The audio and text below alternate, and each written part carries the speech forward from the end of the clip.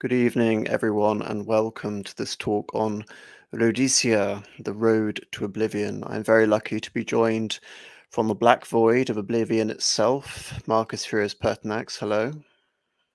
Hello, I am. It's lovely to be back. It's been way too long, but yes, indeed, I'm somehow stuck in the abyss myself. Despite me uploading a photo, I seem to be I seem to be in a very similar mood for the night. So you'll just have to put up with my black self for this evening. I apologize, but we'll do our best. No, it's all very appropriate. I wanted to start off by forming some basic comparisons to Rhodesia as the exception within the British Empire as a whole, because people who've been following along with what's happened on this channel have noticed that around this time last year, I started putting out a lot of British Empire content in terms of trying to understand what it was. And one of the conclusions I came to is that the British Empire in itself was a misnomer because the history of the empire, the histories of the colonies, the history of India, and the history of the mother country were all treated separately.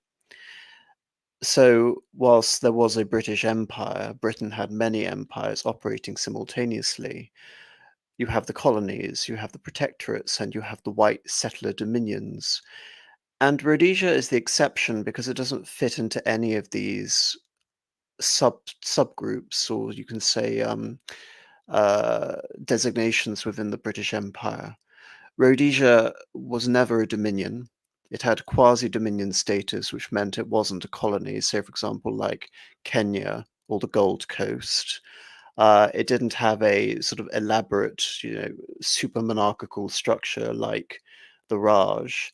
Um, Indeed, however, there was at various times a progression towards a federal structure of power, such as we see with Canada, Australia, and South Africa, albeit it was abortive and it was very late in the history. And of course, trying to form a new Dominion federation in an area with a 97% black population during the Suez Crisis, of course, was fated to be a complete disaster. So, trying to understand all of this, I'm reminded of a famous quote by Ian Smith. "You Rhodesians are more British than the British." So often I heard that during the war years, it was a comment which pleased Rhodesians. To think that we were not British would be ridiculous. After all, what is our history?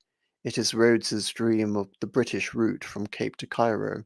So it's instructive in terms of trying to understand this within the broad section of empire, but coming back to Rhodes, because I'm not sure what you're going to think about this as a comparison, Marcus, but when I think of Rhodesia and this idea of it being a last imperial British enclave, uh, by we're talking 1979, 1980, the rest of the British Empire had fallen away and been quote unquote decolonized. I think of Rhodesia as a kingdom of Soissons to the British Empire. The kingdom of Soissons was a breakaway state within the Western Roman Empire after the Emperor Majorian was murdered by Ricimer. And I see in Ian Smith a Aegidius or a Syagrius sort of character trying to hold on to a remnant of Romanitas or the British equivalent in a hostile and sort of ethnically sort of incongruous area within the empire. And of course, it is the last area of the West to be conquered, in this case by the Franks and the creation of France. The other obvious comparison, relaying this back to the British Empire, is the abandonment of the Romano-British and their eventual conquest by the Saxons. All of these various comparisons, and indeed, I was thinking a lot of Oswald Spengler when trying to understand this. If we see Cecil Rhodes as Julius Caesar and Rhodesia as Gaul, and to think that Rhodes, according to Spengler, is to be regarded as the first precursor of a Western type of Caesar, whose day is to come, though yet distant, he stands midway between Napoleon and the force men of the next centuries, such as Flaminus, who, from 232 BC onwards, pressed the Romans to undertake the subjugation of Cisalpine Gaul, and so initiated the policy of colonial expansion. Indeed, if we're going to take Say, for example, the Transvaal and Bechuanaland and what would later become Rhodesia as some sort of great Cisalpine Gaul, pushing on across the Zambezi to northern Rhodesia and Zambia into Malawi, and the prospects that Rhodes had for wanting to go all the way to the Cairo.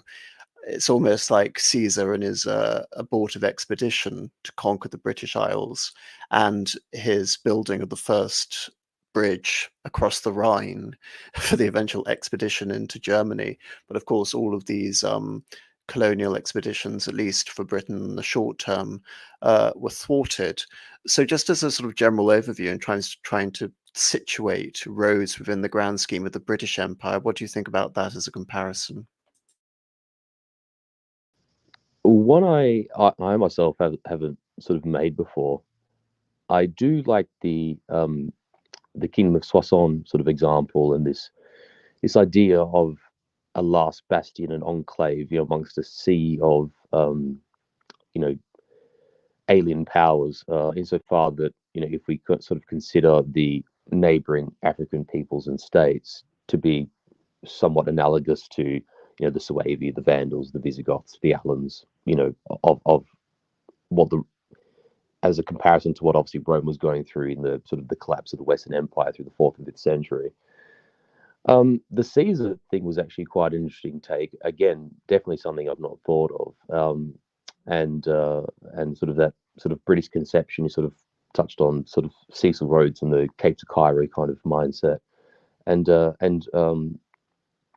yeah, definitely an interesting perspective. Moreover, I think uh, I've said this on streams before, and I think I may have touched on this on our Queen Elizabeth stream, which obviously occurred just before she had passed away. And I've sort of made the point that it's been, in my opinion, that for the most part, Australia has been the greatest exemplar of Britannia in absentia, like Britain beyond its own seas. But I think for a time, certainly the time of Ian Smith, that claim could arguably be um, taken by Rhodesia, and that the if we could call them that sort of elite cadre that constituted the Rhodesian government, and with the backbone of Rhodesian culture, and Rhodesian society as was understood upon independence, and for a time past that, and certainly leading up to independence, they sort of um, I think that example is quite sound, the one that you give, and it sort of very much goes against the common narrative that we hear about Rhodesia and its transformation towards Zimbabwe, and also it's sort of there's almost this mindset that sort of Rhodesia as was had to be discarded because it sort of was an impediment to, shall we call them, public narratives, and that the Zimbabwe had to happen, but actually there was actually something worthwhile for the Rhodesian people to fight and to fight for and to defend, and that really is embodied, very much in the personality and the person of Ian Smith. Well, there's several narratives going on. The one I've just alluded to is the British Empire comparison. Indeed, it's not just a matter of talking about, hostile forces. For Ian Smith, this is very much the advance of the communists. But he didn't see the vast majority of Black Rhodesians in that way. And I would almost equivocate and form some form of spurious analogy towards the Romano-Gallic association, because of course to Caesar, the Gauls were barbarians. Nevertheless, by the time of the Kingdom of Soissons, the Romans and the Gauls had formed a synergy, which would ultimately be assimilated into Germanic Frankish culture as well. So there is that element also to consider. So the other thing to consider is also Rhodesia as a nation with a domineering sort of white minoritarian component, which is running alongside, you can say, the counter nation, which is that of Black Zimbabwe. And then there is the final thing to consider, which is Rhodesia as a counter model to decolonization, which is very much how Ian Smith and you can say the quote unquote actual more moderate figures within the Rhodesian front were considering. The idea that Rhodesia could be an example of how to transition to black majority rule and maintain the vestiges, maintain the civilizational impetus which made the British Empire what it was. And of course, in all these respects, as an imperial enclave, as a nation running counter to Zimbabwe, which, if we're going to sort of foreshadow what's going to happen with Mugabe talking about patriotic blackness, Zimbabwe becomes the antithesis of Rhodesia, and then finally talking about this idea of an alternative route towards black majority rule. In all of these things, Rhodesia represented a total failure by the year 2000, 2008, which is why this stream is called Rhodesia, Road to Oblivion. But going on from the Cecil Rhodes comparison, you can't really have a conversation on Rhodesia without explaining Cecil Rhodes, of course, the eponymous founder. And I want to go back to Spengler. Rhodes, who associates himself with Caesar and Hadrian. Hadrian also obviously in terms of the architectural and the infrastructure, and also the British context in particular. I see Cecil Rhodes the first man of a new age. He stands for the political style of a far-ranging Western, Teutonic, and especially Germanic future. And his phrase, expansion is everything, is the Napoleonic reassertion of the indwelling tendency of every civilization that is fully ripened, Roman, Arab, or Chinese. It is not a matter of choice. It is not the conscious will of individuals, or even that of whole classes or people that decides. The expansive tendency, however, is a doom, something demonic and immense, which grips and forces into service. And that's why I'm sort of emphasizing the sort of futility of the Rhodesian example as ultimately something that was doomed to begin with. And of course, just in terms of, you can say, this description by Spengler, the irony, of course, is that Cecil Rhodes' originalism of imperialism actually stemmed in South Africa from his family's decision to move to a more conducive environment for what was ultimately a very sickly child. And of course, Rhodes died relatively young. Nevertheless, he became a very effective businessman in the fruit industry and in mining, specifically diamonds. He becomes involved in Cape politics from the 1880s onwards. And really, I think of Rhodes as a conquistador, a British conquistador, a private venture imperialist. He personally obtains concessions and protectorates in Africa, relying on the tacit support only of the British Colonial Office and resisting attempts at direct rule from London. The most famous of these agreements being the Rudd concession from the Kingdom of Matabeland, which is now modern southwestern Zimbabwe. It is through his intervention that we have the formation of the British South Africa Company in 1888, this whole impetus towards the Cape to Cairo Railway. And through this, he's able to thwart the Portuguese attempts at creating the pink map. As you can see on this map I have up here on the image on the right, the left is around 1880 and the image on the right is about sort of 30 years later, just before the First World War. The Portuguese colonies in green uh, were meant to be linked up in what was called the pink map. However, of course, you can see on the right map, the British, thanks to the exploits of Rhodes, have been able to forge a path denying them that space to link up those colonies. Indeed, if you want to find out more about this, I would advise you to check out the Estado Novo stream on this channel, which is very much the companion piece to that in terms of forestalling the Portuguese attempts at expansion. Rhodes expands into Manicaland, Mashona, and ultimately, again, this was a means of preventing the expansion of Mozambique. And this victory was confirmed when Lord Salisbury sent the Portuguese an ultimatum to accept this new reality. However, there were limitations with Rhodes's expansion, as I've alluded to already with my Caesar comparison, limitations in reaching Katanga, the province under Belgium, or rather Leopold II. And indeed, he was the target, Cecil Rhodes was the target of local missionaries who ultimately were able to influence the British government to allow for British Central Africa or Malawi to become divested from Rhodes's imperial sort of conquistador operation. Bechuanaland, which is modern day Botswana, was created as a British protectorate in 1885. And despite Rhodes's attempt to acquire various concessions in that region, the Swana elites appealed directly to London, and they were able to safeguard their own interests and thereby prevent annexation for the entirety of its existence, hence the delineations within the British Empire, colony, protectorate, dominion, etc. So what was left for Rhodes, um, north of the Zambezia, would become North and South Rhodesia. The other major obstacle for Rhodes for his Cape to Cairo dream was German expansion, which would only become unblocked following the British mandate in former German East Africa. Within the political situation of South Africa itself in 1890, Rhodes became the Prime Minister of the Cape, and in that capacity, he tripled the property requirements to enter into the franchise or the vote. And the way he described this was that the vote was open to every civilized man.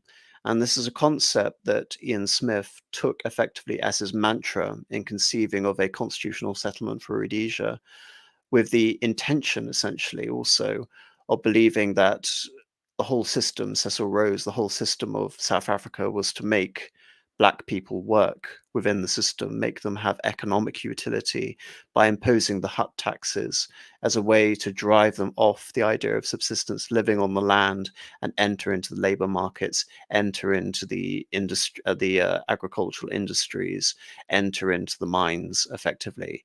Albeit not to the same extreme that we obviously see with Leopold II in the Congo. And his last sort of great hurrah, which ends his career prematurely, in my view, was the Jameson Raid in 1896 as an attempt to coerce the Boer republics. If you look at the map, you can see on the right hand side, which is the map sort of pre the conclusion of the Second Boer War, because you can see the Orange Free State and the Transvaal Republic. The whole sort of essence of the Cape to Cairo imperial project for Rhodes was to flank the Boer republics on all sides.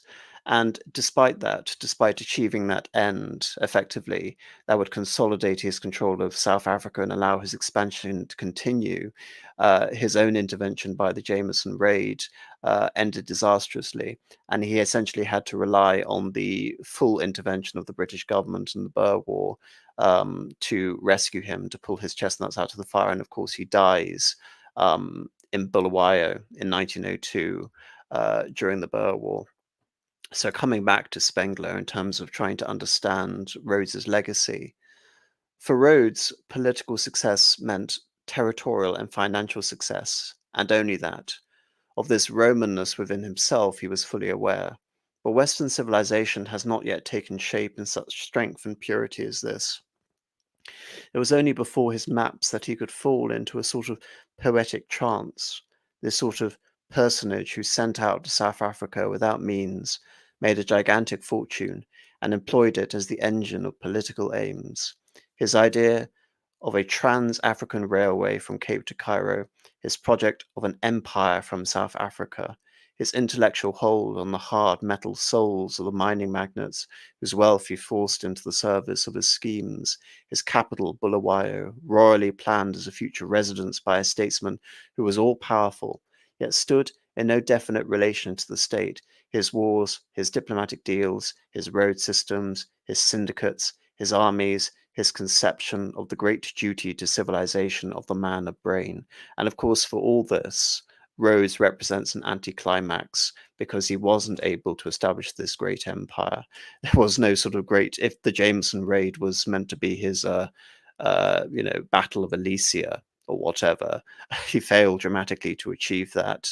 And of course, there was no great crossing of the Rubicon moment where Cecil Rhodes, who had resisted the attempts at essentially formal deference to the British Colonial Office and the British government, ultimately needed to be rescued by them.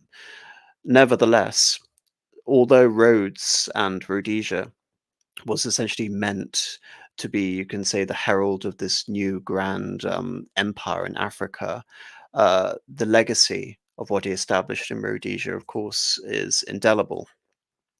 So in 1890, we see the process of colonization into what would become Rhodesia, with Rhodes's pioneer column of South Africans, some Afrikaners, and British departing from Kimberley in the North Cape.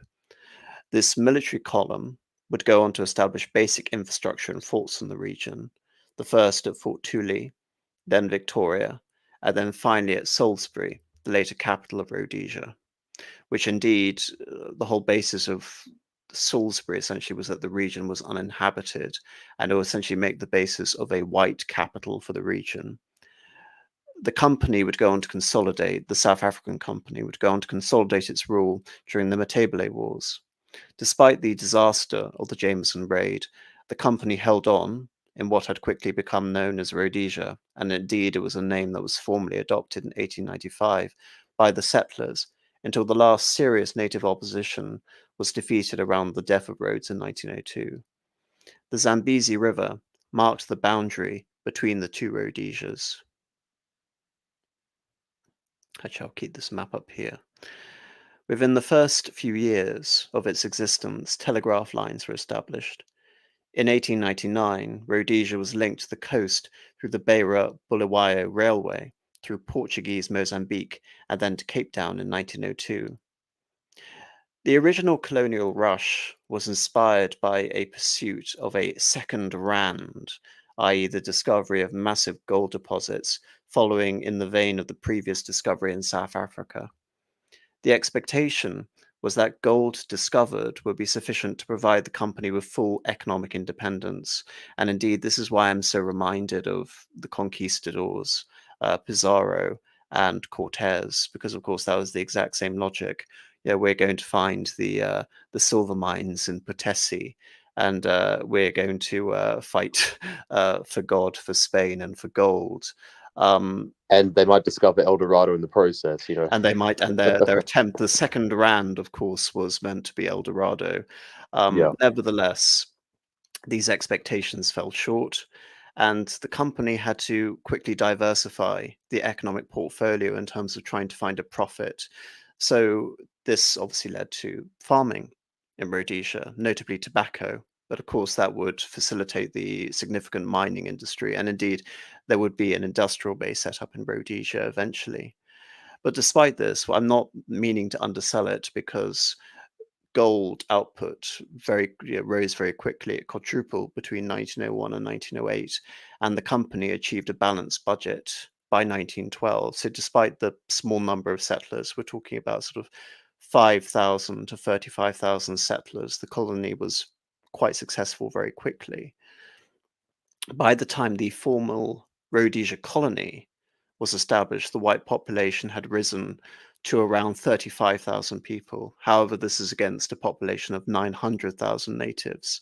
So just to emphasize that throughout the entirety of this talk, the massive disparity between the African natives and the white settlers. If we're going to go further across the river Zambezi and talk about northern Rhodesia, the north had less than a tenth of the white settlers of southern Rhodesia. And I want to get your comments on this, Marcus, because I'm now reading from Bitter Harvest, which is the autobiography of Ian Smith. And of course, it's not just in terms of representing a biography, so it is a primary source. It's also important, I think, in terms of trying to understand Ian Smith as some sort of encapsulation of the ideology and purpose and the history, the self-perception of Rhodesia, because he was the prime minister throughout the entirety of the independent existence of Rhodesia. Because, of course, when we come to the first black prime minister, of course, the name has already transitioned to Rhodesia, Zimbabwe. So this is from the Bitter Harvest. Wherever the new settlers went, the first thing they did was to raise the Union Jack. This was part of pioneering a new country, something in which people back in Britain had never participated. Nor did they know anything about the spirit of nationalism associated with the opening up of new lands in the name of monarch and country. These were the things that motivated pride and a belief in nationalism. There was feeling of duty to believe in a cause, to make a stand to support and defend it. Again, for the people back in Britain, this was a stimulation which they had never experienced. Of course, uh, Australia had been discovered some 100 years earlier, and Canada and indeed South Africa were colonies effectively gained by conquest, both around the late 18th century. Certainly, pioneers by nature were the kind of people who sought a challenge and preference to the humdrum, sheltered life with its security based on the knowledge that one lived in a society that provided protection and insulation from external forces. I also want to make out that even though these regions started off by conquest, they were obviously compounded by a massive colonial element as well. So our foundation was built by people with strong individual character. With that important quality of having the courage of their convictions, British people who were playing their part in building the British Empire, the greatest force for good the world has ever known. Britain, a small island off the coast of Europe, this mighty atom which has spread its Western civilization over half the globe, more accurately, a quarter of the globe, introducing proper standards of freedom, of justice, the basics of education, health, and hygiene. And right now, here in the southern center of southern Africa, the dark continent, men of British stock were once more carrying the torch on one of the few frontiers yet to be civilized. Clearly, this was no place for faint-hearted men, those who were not dedicated or were not inspired by the cause they were serving. They had to be convinced that if they were not God sent, then at least it was the next best thing, sent by their queen and country to spread civilization. So it was not surprising that the sons of these pioneers were more British than the British. That was how we were all brought up and taught to live. When you walked past the Union Jack, and it was in the forefront of most buildings of any consequence, you looked at it and admired it. All formal occasions commenced with the national anthem, God Save the King, with everyone standing to attention. And if you moved there, it would be a restraining hand on your shoulder. Law and order in your society, discipline at your school, play the game by your fellow man. You cannot let your team down, and in the final analysis, it may even be necessary to die for your cause. Those were the conditions under which you lived, under which, as a member of the British Empire, you were privileged to live. Of course, there's no doubting that this is a imperial hagiography as much as it is a fanciful view, not just in terms of the sort of self-perception of Rhodesia, but also in terms of the actual ethnic makeup of many of the white settlers. Many of them were Afrikaners. And of course, as we're going to find out, there was a huge turnaround in the white population, essentially based off economic migration.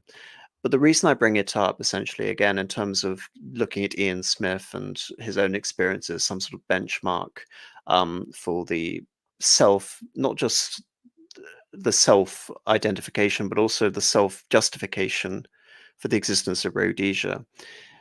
Starting with that blur, essentially, I want to move on and talk about how this idea was radically deconstructed and, in the view of people who believe this sincerely, ultimately betrayed. Um, but how do you feel about that, Marcus?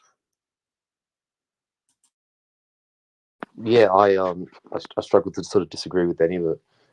It's one of those things too that I think is sort of emblematic. It symbolizes, the attempt at sort of like creating these outposts of civilization in difficult places. And we see examples of this, and particularly at the hands of if we could call it sort of Anglo-Saxon Britain, where there's an attempt to sort of tame the the difficult frontiers of, say, like the Americas, and like crossing the Appalachians and going into Ohio and beyond the 13 states.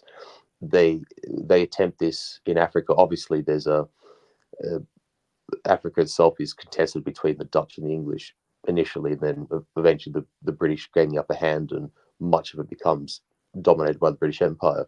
And the same is true even in Australia, being another example of sort of like a harsh frontier land that is sort of settled, and eventually British culture becomes the presiding, overarching culture of that place. And these sort of little, like isolated pockets of Britannia are exported from the English British heartland and sent to these far flung corners of the earth. And really, for the Rhodesians, it's a case of, um, I think we could all say that the cause of the Rhodesians is very unfairly misrepresented. What we see uh, in the independence movement, that was sort of led by Ian Smith, is that there's this whole legacy that is worth defending and fighting for, and the Rhodesians do that for a number of years, and with great sort of skill and with great tenacity and with great stubbornness and courage. That what you have is this highly successful society that is in a very tough and uncompromising part of Africa, and that that country just didn't come about as a whim. It didn't just materialize out of the ether, but it itself has this mythos, this origin story that intertwines with that of the Voortrekkers and the Afrikaners, and with the establishment of the British Cape Colony, and this amalgam essentially of sort of two people who are, you could call them related, sort of kin people in a sense, the Dutch and the English. But they, between the two of them, succeed in making something from a very, very tough country. Um, I think the Rhodesians did have every right to feel that way about it. And it's not really a perspective that we sort of see in common narratives nowadays.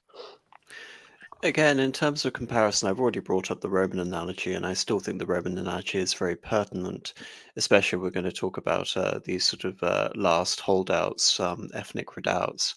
Another thing that comes to mind, of course, is actually the conquest of Alexander, but more so than looking at this as some sort of Bactrian enclave, looking at this like the city of Alexandria, or even Menander, with his sort of province, his kingdom in India, which actually more or less corresponds to the modern day borders of Pakistan.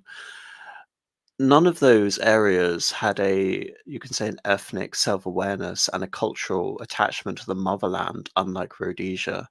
And of course, this is all to emphasize again,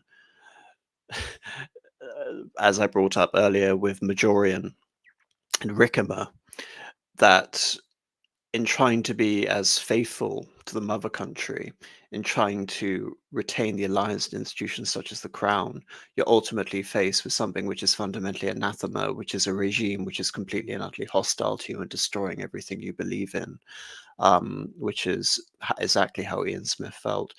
But in terms of like trying to understand the trajectory going forward, a few years later, there's the First World War, and during the war, the Responsible Government Association was formed, advocating for a Rhodesian Dominion status.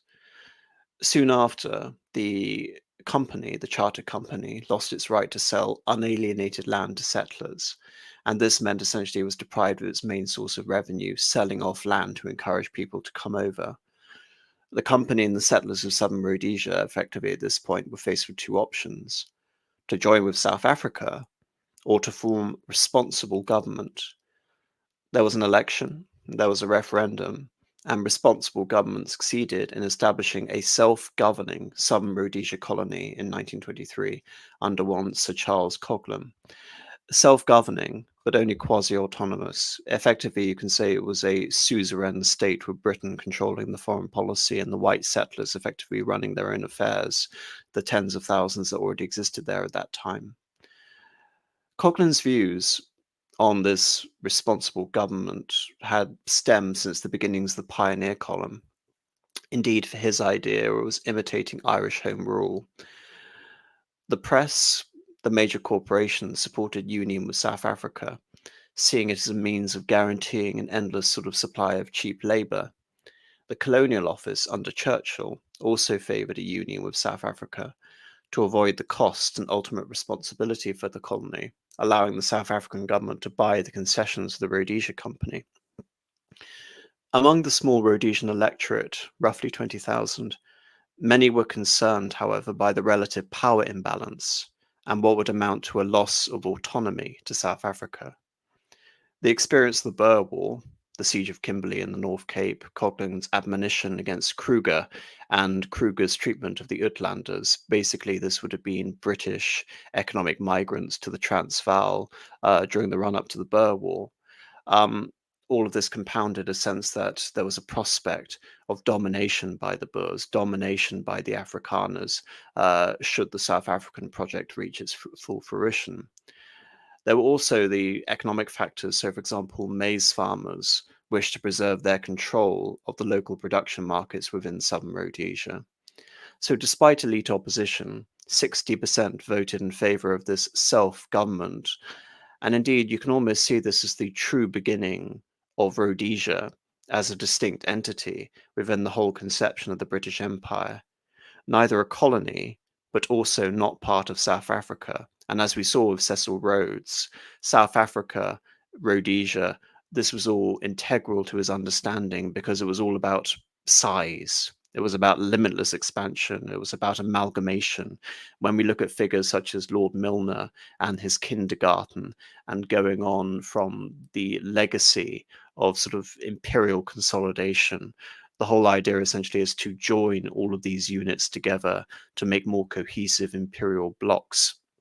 So it's interesting that very early on in its history, with a dwindling number of settlers, Rhodesia decides to forge its own way in the world. And more so than looking at this as a province, you have to look at this as some sort of national inception.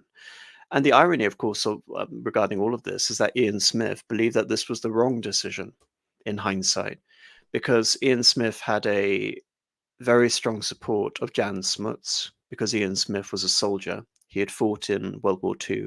Jan Smuts was also a soldier. And he was also, Jan Smuts, the leader of the United Party.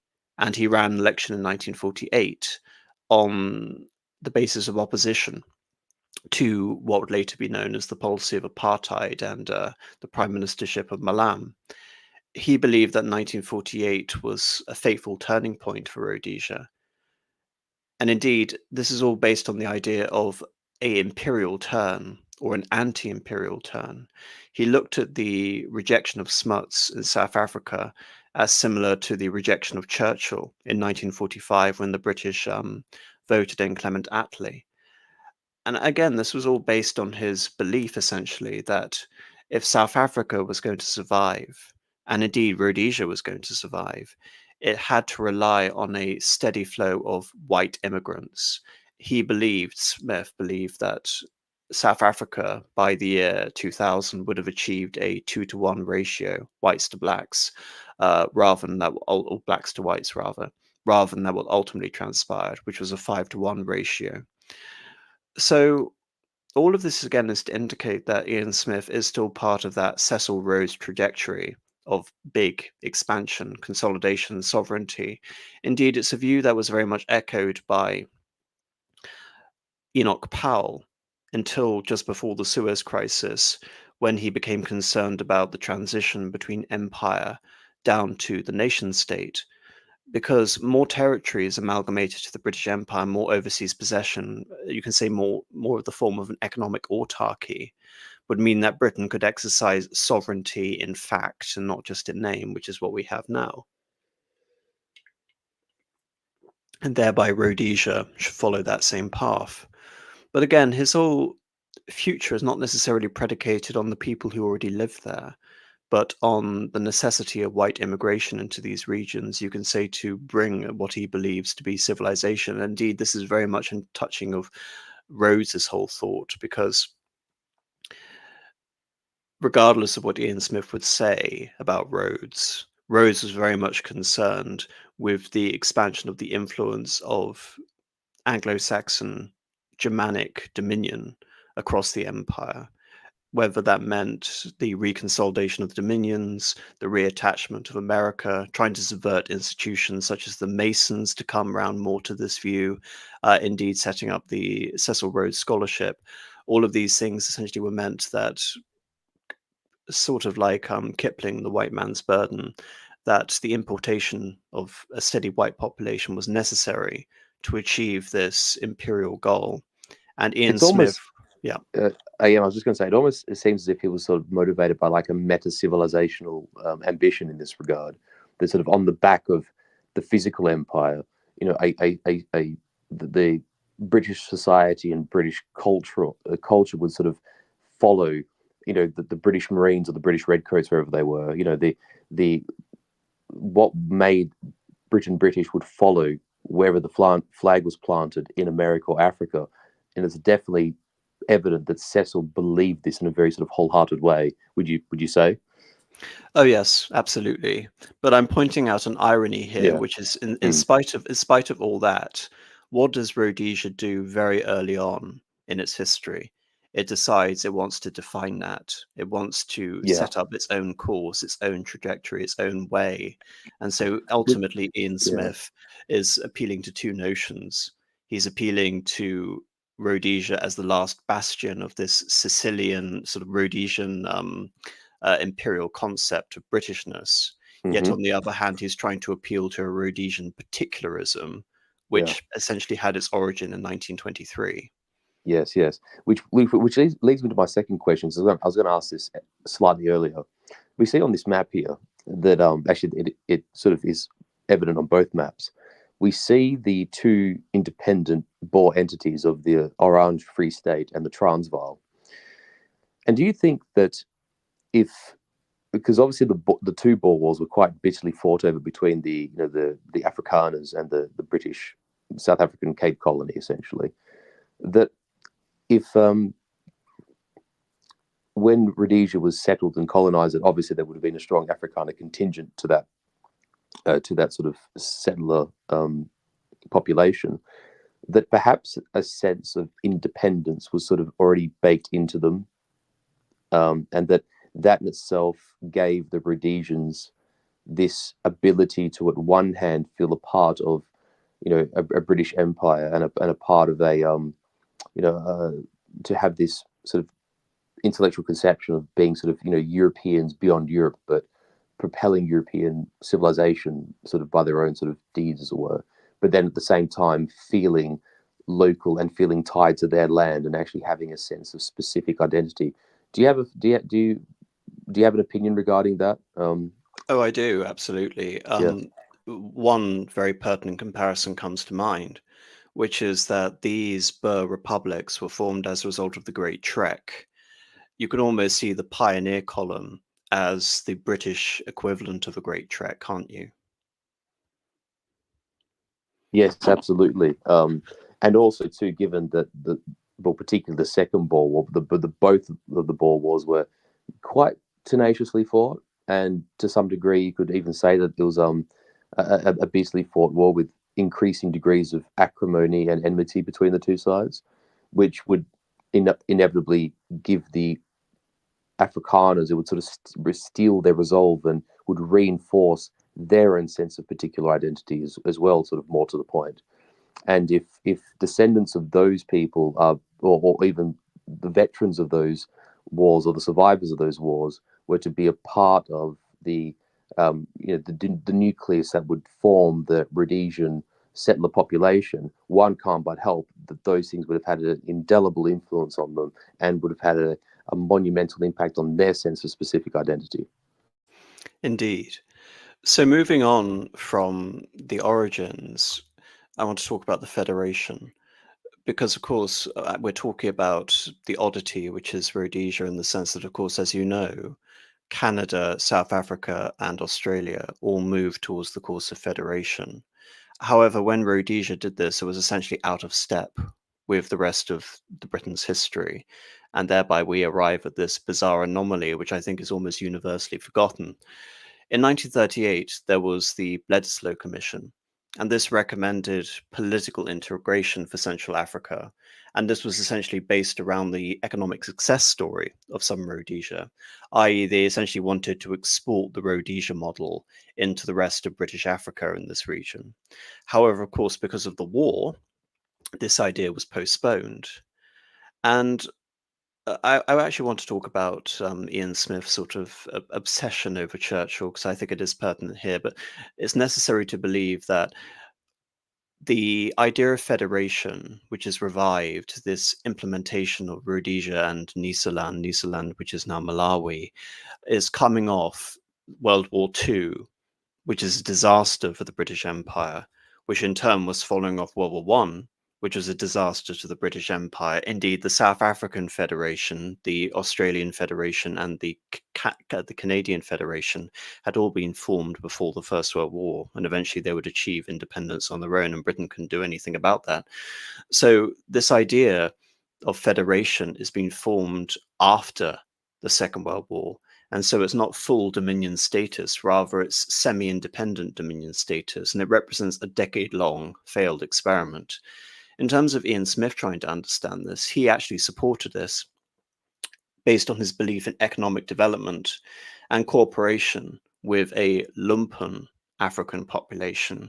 And I do emphasize that because, as Marxists were aware of the revolutionary potential of this population, obviously Ian Smith, even though I don't believe he ever thought ideologically, he seemed to be focusing very much on the practical implications of ideology in terms of understanding his equivocations as well. Um, he essentially believed that the African population could be made economically viable, which of course was the original purpose of Cecil Rhodes in terms of his own policies directed at blacks. So a part of this integration, exporting the South Rhodesian model into the Federation, would act as an attempt to resist radical action, black nationalism, communism, Marxist agitation. And of course, there was even a further prospect of union with South Africa, even though after 1948, that was very, very unlikely. And again, this is all imperial thinking, isn't it, Marcus? This is all thinking of Cecil Rhodes' successor, this idea of forming all of these federations within the British Empire to export British civilization. All of this is very consistent.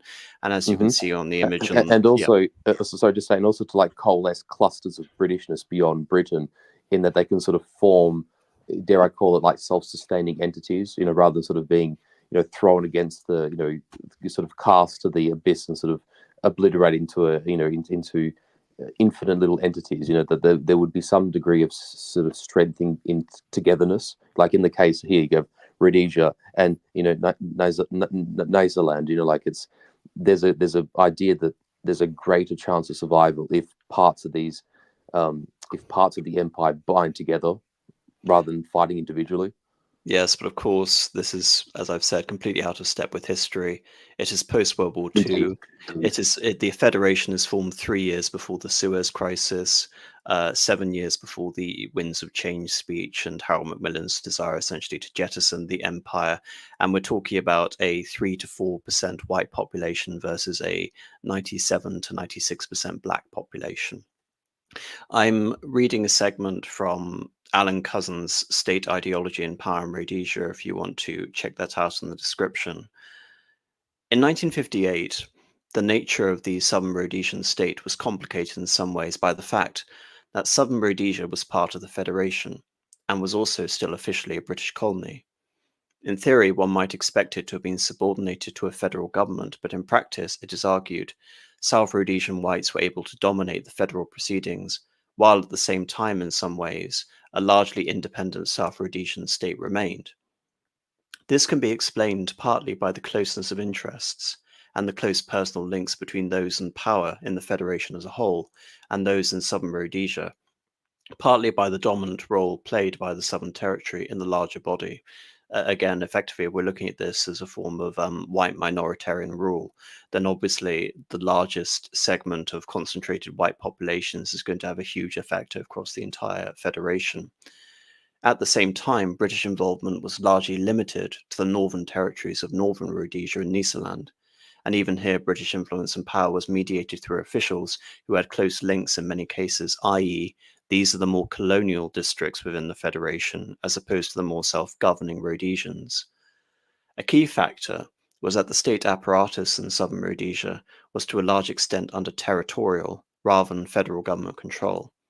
An example of the links between the two bodies can be seen in July of 1960, when Whitehead, the Prime Minister of Southern Rhodesia, used the Federal Army to disperse demonstrators in Salisbury, the capital of Southern Rhodesia, rather than relying on a territorial Rhodesian force. Britain in 1958 had judicial control, but little real power over the internal affairs of Southern Rhodesia. It was becoming increasingly apparent to whites in Southern Rhodesia in the late 1950s and early 1960s that a resolution of the independence issue was needed.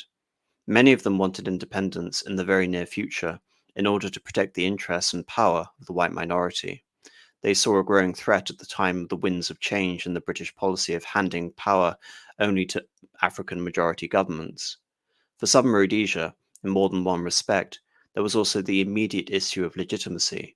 Internally, the government hoped independent status would mean that Africans would accept the white-dominated constitution as legitimate and therefore would not support nationalist agitation. In the international sphere at the same time, it was the belief of many government representatives that independent status was essential for the economy, as only then would there be confidence in the stability of the South Rhodesian government and consequent investment from abroad. Ian Smith, at that time Southern Rhodesian Treasury Minister, made this point to a joint meeting of the Royal Africa Society and the Royal Commonwealth Society in London in November of 1963. Giving an example of the way in which nothing drives investment away from a country more easily than political uncertainty, Smith told of a very eminent gentleman from the United States of America passing through Rhodesia who said he was impressed by the beautifully clean civilization, but who had informed Smith that from an investment point of view, South Africa was the safest bet. When you get your independence, I will come back and talk to you. One can see here, of course, the way in which white representatives were using such arguments in order to try and win support of the business community and others in Britain. These pleas were taken further a few years later by Lardner Burke, the Rhodesian Front Minister of Justice and Law and Order, when he said in 1966 that declaring independence the year before had been essential in order to protect the ideals of the free world and promote the interests of all Rhodesians, regardless of colour and creed.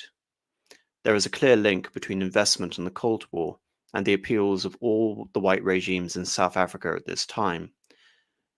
There are many examples from the Portuguese and South African governments, seen clearly when Lardner Burke goes on to say, foreign investment to assist towards further developments of the country's vast natural resources was slowing considerably in 1965, as would-be investors hesitated, fearful lest Rhodesia was forced by Britain to surrender the reins of responsible government.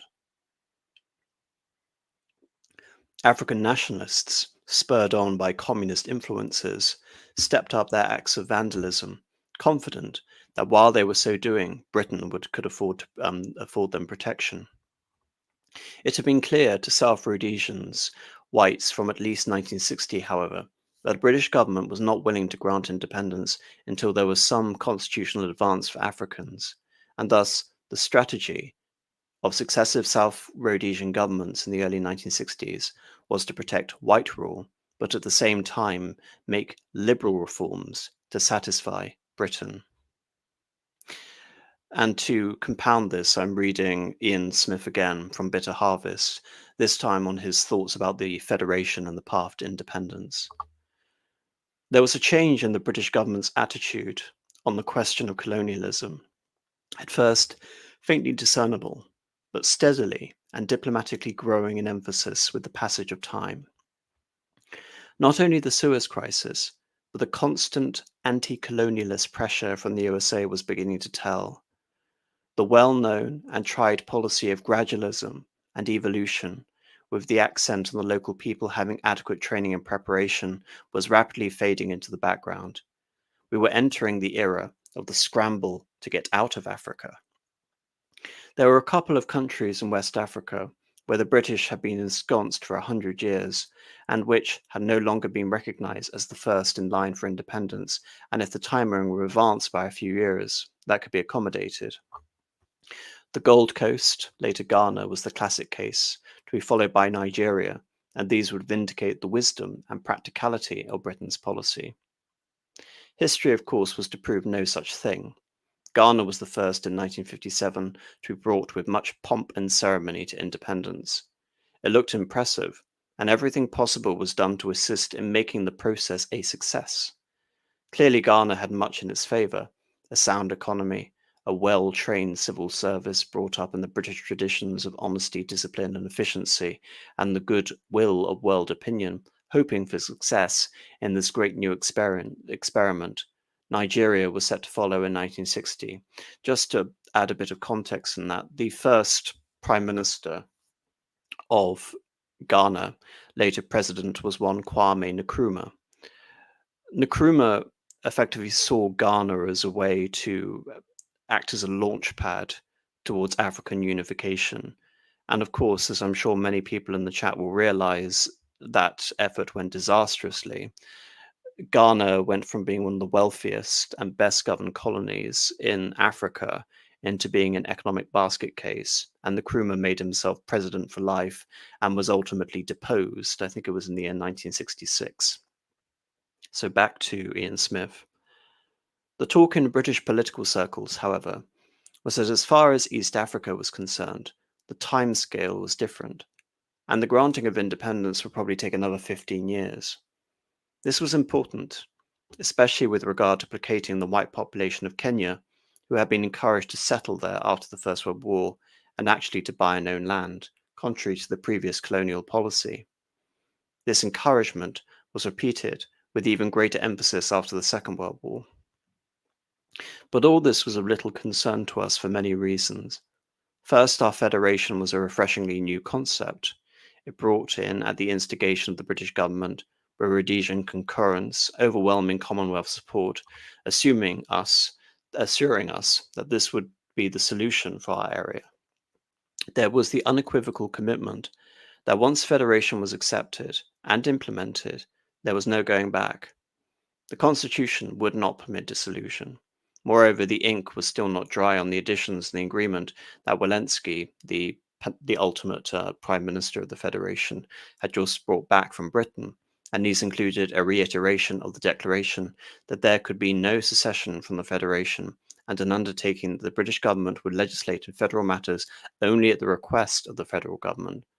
What more could be asked for? And again, all of this is basically to declare that this was the intention to form a new self-governing dominion, which would essentially be the fifth dominion to complement the Anzacs. If, in the end, the British did decide to appease the black extremists and renege on all their promises, then at least we Southern Rhodesians could fall back on independence, which had been offered to us on many occasions and which had been the alternative to federation. There were still many who believed that this would have been our choice in the first place, but once the die was cast, all worked together in order to ensure success. So, with the establishment of the Federation, what happened effectively to lead to the cause of unilateral independence in 1965? Well, this came about because of the fall of the UFP, the United Federal Party in Southern Rhodesia, which had governed essentially for 30 years to the point it was essentially known as the establishment. It was as a result of the failure of the Federation under Walensky and the pro-black policies of Garfield, Todd, and Whitehead. In particular, just a note on Garfield Todd. He was the penultimate UFP Prime Minister of Southern Rhodesia. He actually went over and became an advocate for black majority rule during the Ian Smith era. And consequently, he was lambasted as a traitor. But then he came back after the Lancaster agreement, and he was made a senator by Mugabe, only to become a ardent critic of Mugabe during his land reform program, and ultimately sort of die as white the white presence in Rhodesia was collapsing around him. And of course, all Ian Smith would say to these sort of people was "told you so." But anyway, the fear from Todd and Whitehead was a fear of accelerationism among the white population towards one man, one vote in Southern Rhodesia, because the constitutions of Nyasaland, now Malawi, and now Northern Rhodesia were going along that line because they didn't have the established white populations and the self-governing ethos. Instead, they had direct effectively indirect colonial administration from Britain. And as a result, they were going down a very different course from Southern Rhodesia, so as to make the whole idea of federation untenable. How can you have Northern Rhodesia, later Zambia, and later Malawi advocating for black majority rule while Southern Rhodesia goes the other way, whilst the Federation is also completely dominated in terms of its economy and in terms of its sort of administrative structure by Southern Rhodesia. In the 1962 election, a coalition of Conservative Party fuses to become the Rhodesia Front under Winston Field, and they won on the basis of promoting gradualism, i.e., a long progression towards one man, one vote, then one man, one vote all at once, which effectively was the get out of Africa scramble. And a couple of years later, Ian Smith, who was at one point Treasury Secretary and the co-founder of the Rhodesian Front, comes to power. But just before I get on to that, what do you think about the prospects of the Federation and this idea essentially of North Rhodesia and Malawi going its separate ways, and Southern Rhodesia finding itself in a position where they feel that there is no alternative to independence? Well, I suppose it's a case of, in particular, when you look at the direction in which the world was heading post World War II, and that takes into account sort of global attitudes writ large, particularly pertaining to decolonization itself, and also factors within the, what we would call the British Empire, and sort of attitudes within Britain, certainly in terms of its elites, and we sort of come into the territory also of discussing like minority majority rule, and obviously that what sort of would inevitably lead to that sort of the crescendo of the Bush, well, certainly the Second Bush War, but the Bush Wars writ large, is this sort of irreconcilable difference between those who, on one hand, sort of acceded to these more liberal ideas of egalitarianism and one man one vote, and essentially this recognition of equal status of peoples without any other consideration, and then people on the other side who sort of, you might say, had a more parochial sort of traditionalistic view of things, and those who felt as if they had a way of life to defend and uphold, and were wary that the kind of how can I put this, like institutions and human infrastructure that it takes to build a nation, and for that nation to have a flourishing culture and a stable society with all the various arms of political life and social life that make a society what it is.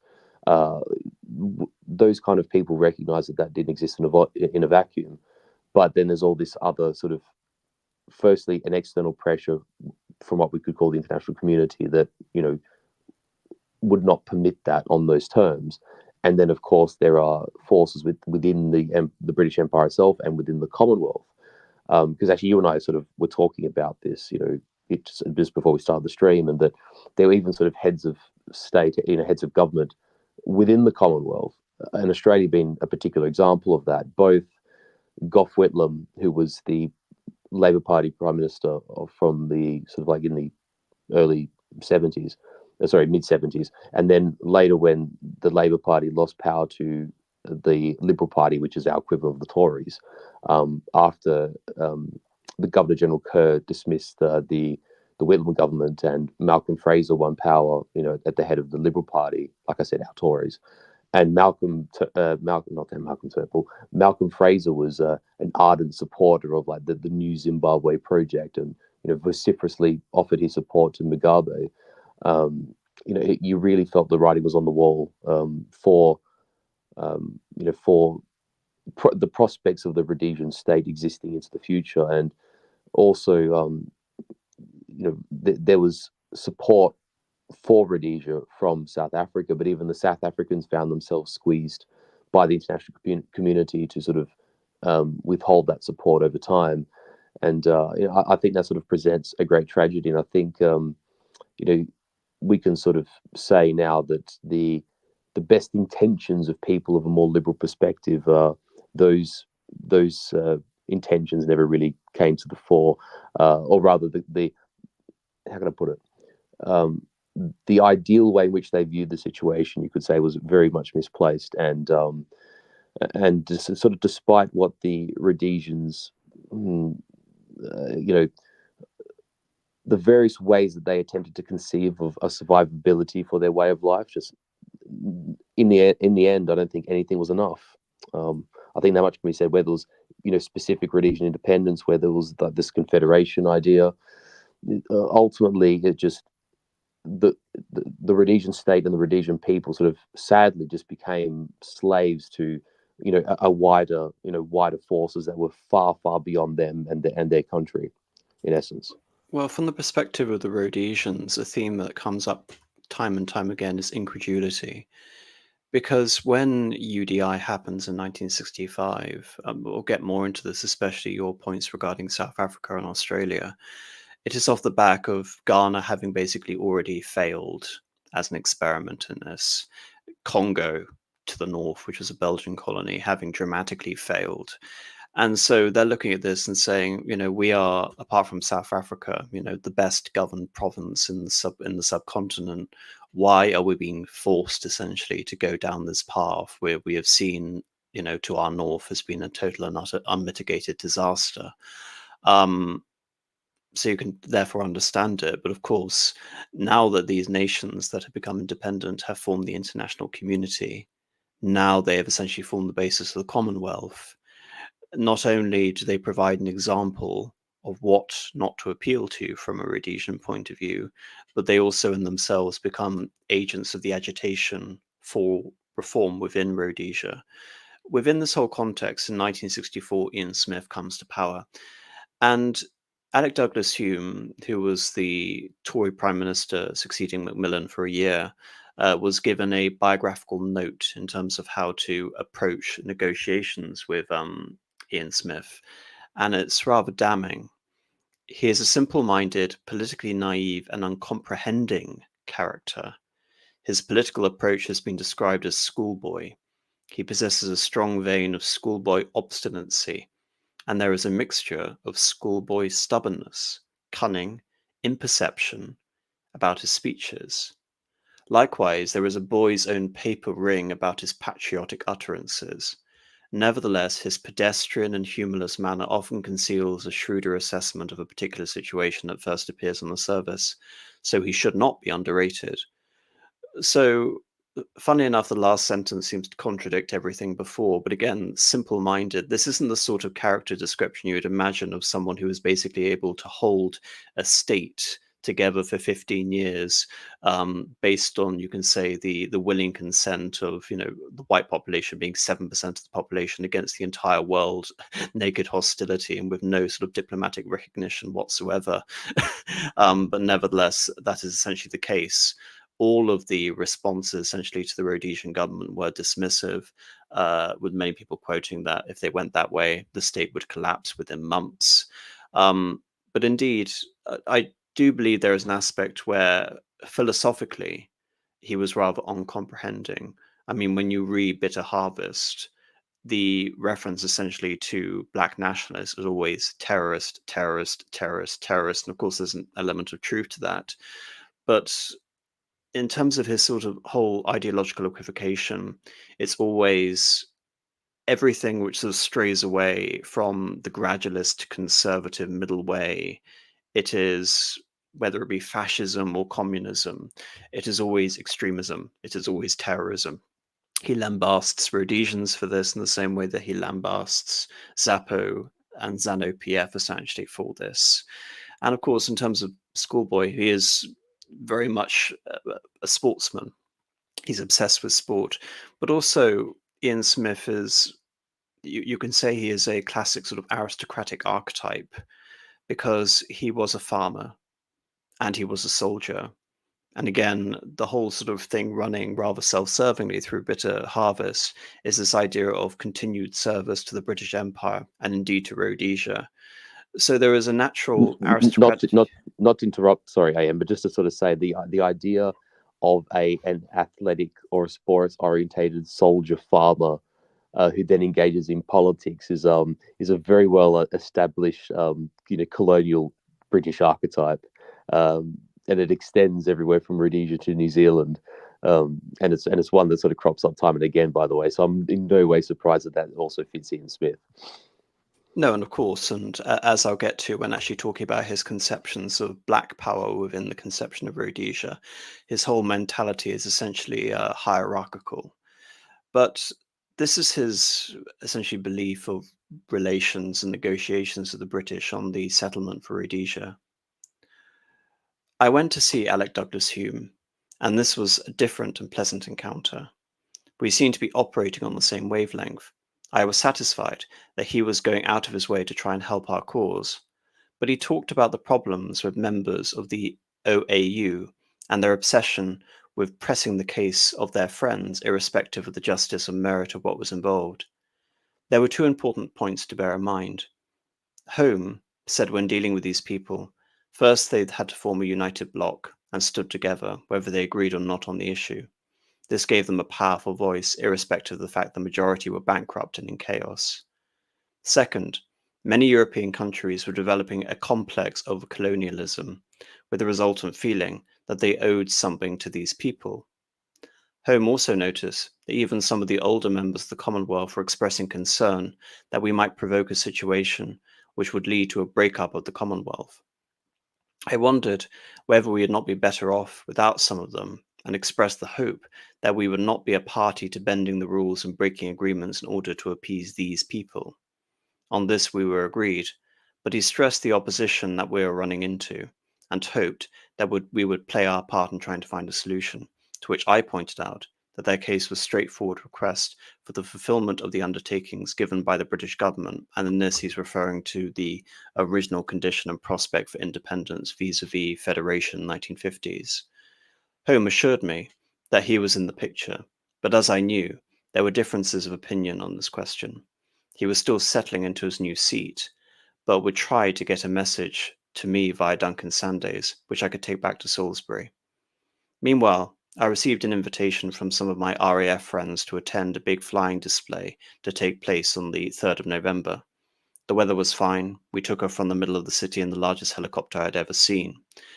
The view below of the magnificent English countryside made me think of Shakespeare's words, this earth of majesty, the other Eden, demi-paradise. One could only enjoy the fine-looking aircraft, the expertise of the pilots, the friendly people and the warm hospitality, with the pleasant relief from politics, with all its artificiality and intrigue. Then one of the organizing officials approached me and said that Mr. Campbell, our High Commissioner, was on the phone. Evan informed me that Sandys had contacted him personally to express his displeasure that I was attending some function in the country when he had hoped to meet me that day. I asked Evan to send him a courteous message in contrast to the one he had sent, saying that I was otherwise engaged and would contact him tomorrow. When we met the following morning, I opened the conversation by telling him of the wonderful day I had spent at the air display, how impressed I had been by the tremendous progress in British aviation, and that I hoped he and his ministerial colleagues would have an opportunity to witness it themselves. He agreed, albeit unenthusiastically. We talked at length, and although his demeanour was more congenial than on the previous occasion, the final result gave me no cause for joy. He repeated and elaborated on the message which I had been given by Alec Home, stressed the danger of disrupting the Commonwealth, and told me that there would even be opposition from some left-wing Conservative MPs, of course we all know about that, to the agreement for which we were asking. It would assist if we showed some flexibility, and for example gave blacks greater representation in our parliament. I told him forcibly that I was surprised at his suggestion in view of the fact, as I was aware, that our blacks had the same access to the vote as did our whites. In addition, the 1961 Constitution, the brainchild of Sandys and Whitehead, had introduced a B roll to cater explicitly for our black people, and the lack of greater representation of blacks in our parliament could be traced to the fact that they had accepted the advice of their nationalist leaders and boycotted the elections. I asked, what was the British government doing to put over this kind of message? And regarding the Constitution, I'll get into that a bit later. I was fed this typically evasive tactics, which are the hallmark of British politicians. Sandays believed that our discussions had been useful, that after my return it would be wise for our governments to commit themselves on paper. I was not so sanguine, believing that British decisions would be motivated by their own party interests, certainly not the best interests of Southern Rhodesia. David Young, Deputy Secretary in the Ministry of Finance, accompanied me on the trip to make plans for the financial assistance we had been promised in conjunction with our cooperation in the dissolution exercise. Obviously, the British officials were waiting for the signal that we were acquiescing to the machinations of their political masters, and when this did not happen, Young came away empty-handed. My report did not surprise my cabinet colleagues, and clearly had the effect of making them more determined to bring the matter to finality. We therefore dispatched a message to London requesting clarification as a result of my visit, but the reply once again was evasive. Then, like a bolt from the blue, early in December, a message came from Sanday suggesting that Field attend a meeting with them in London, he was then Prime Minister, at which Sir Robert Menzies from Australia, Lester Pearson of Canada, and Julius Nyerere of Tanzania were present to help solve the Southern Rhodesia issue. We rejected the idea immediately, pointing out to the British that they already consistently stated that our case was between Britain and Rhodesia, and that outside participation was unwelcome. They were compromising on principle in order to gain time through delaying tactics. Both Cabinet and Caucus were incensed at the later developments, and the suggestion bringing one of the discredited black leaders to sit in judgment on our case was especially offensive. Although the Conservatives were traditionally our friends, it was plain that the dominating issue for them was the impending general election, and the Rhodesian issue was to be relegated to the background until that had taken place. And by caucus members, its Rhodesian front. Some caucus members were growing restless and asked for a meeting with me. They believed that Field, who was then Prime Minister again, was losing the initiative and allowing the British to outmaneuver him. Federal MPs and even ministers were saying that Field had bungled the whole thing by climbing down on his demand for an undertaking in writing, agreeing to our independence, before attending a conference at the Falls, and now he was letting it slip through his hands. A group of 6 approached me and expressed themselves most forcibly in their condemnation of the British government's devious behaviour. Unless Field was prepared to confront them, he would have to go. Among the delegation were 2 British army officers who had come to settle in Southern Rhodesia after the war, Alan MacLeod, who had been awarded the DSO on 3 occasions, and, as the story went, had been recommended for the Victoria Cross on 2 of those, and Andrew Dunlop, who wore the DSO ribbon. These 2, maybe because they were by birth such true Britishers, were bitter in their condemnation, especially of the Conservatives, whose dishonesty they averred was utterly despicable. They made their case unemotionally and with dignity, and gave the impression that either of them would be happy to take on the whole British government single-handed. These were the calibre of men who had made Britain great. The other 4, just Rhodesians like myself, were no less forgiving. All of them were in no mood to be sidetracked. It was therefore no easy task for me to convince them, all of us in the cabinet, including Field, that shared their strong feelings. We now had a plan for Field to make one more visit in a final effort to bring the British government to its senses. If that failed, we would have to contemplate more serious action. At the caucus meeting which followed, there was strong criticism of Field, and only when I backed him up and pleaded for patience for one more attempt were those leading the attack prepared to relent. The attitude of caucus appeared united. As we walked down the passage of Parliament to the close of the meeting, Field thanked me for my support, and I sensed a kind of sad desperation about him. My comment was that we could still live in hope, more to comfort him than from any strong conviction. I was upset at the way things were going, because the 2 of us had been the main participants in an unbelievably successful operation, the ousting of the defunct Whitehead government and the replacing of it with something which gave Rhodesians hope, referring to the 1962 election. We worked well together. There was understanding and trust between us.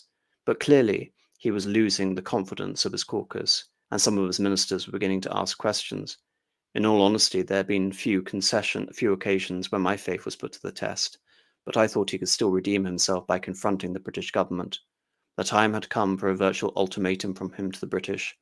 You must honour your commitment to us over our independence, or you force us into a position where you will have no alternative other than to take matters into our own hands. The timing would be for us to decide. Within a matter of few weeks, all our hopes had been dashed. In a typically autocratic manner that one had grown to expect from Sandays, our proposals were rejected out of hand on the grounds that they would be unacceptable to the rest of the Commonwealth. Certain members would resign if our proposals were accepted. All the main issues were evaded. The long list of promises made by the British government, the impeccable record of Rhodesia, our loyalty to the mother country, our participation at the Falls Conference, and the agreements struck in this connection, the list went on and on. Once again, it was made abundantly clear that we were merely a pawn in the game. The British patently recognized the seriousness of what they were doing, and as part of their message, pointed out the dangers associated with the unilateral Declaration of Independence and the consequence which would suffer therefrom. Our team, though, was united in its frustration at such prevarication and was unable to contain its disgust over British hypocrisy and double standards. Field certainly shared these feelings. Our views were stated clearly in the address made by the Governor, Sir Humphrey Gibbs, at the opening of Parliament.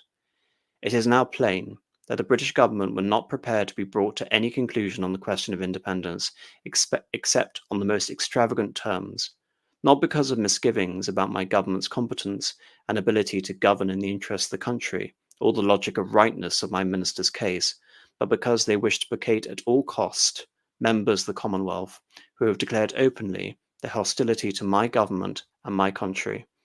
Ian Smith goes on to say, "We are not excluded because we are no longer loyal to the Crown or to the ideals which the Commonwealth was founded. We are excluded because the Commonwealth has outgrown itself and there is no longer room for us among the motley of small countries which have recently been granted independence and admitted to the Commonwealth without regard to their adherence to the ideals and concept on which it was founded. I wondered if we are really wanted in the Commonwealth any longer, and if we can serve any purpose by remaining. I have tremendous respect, admiration, and loyalty to the Queen, but she is no longer the Queen we used to know. She can no longer speak her own words. She is now the mouthpiece of party politicians in Britain and cannot speak her own mind and heart. Even if the government were to become communist, she would have to utter their sentiments." And I think that's pretty much the conclusion we came to when we discussed Queen Elizabeth as being a progressive ally. But Yeah, and indeed the lamentation that we sort of had regarding that stream as well, sort of a feeling that her duties and obligations to her domain and to her people were very much, shall we say, overlooked, to be polite. Indeed. But he goes on to give a very succinct condemnation of the whole basis of the Commonwealth. "It is sad to record that the once highly respected British Commonwealth, which stood for the principles of democracy, justice, human rights, and the free enterprise system, is now a total fraud. Today, the majority of African countries enjoying membership of the Commonwealth are either one-party dictatorships or military dictatorships. Whether their philosophy is communism, fascism, or Nazism is of no consequence, because there is no difference between them." That's what I mean by his philosophical equivocation.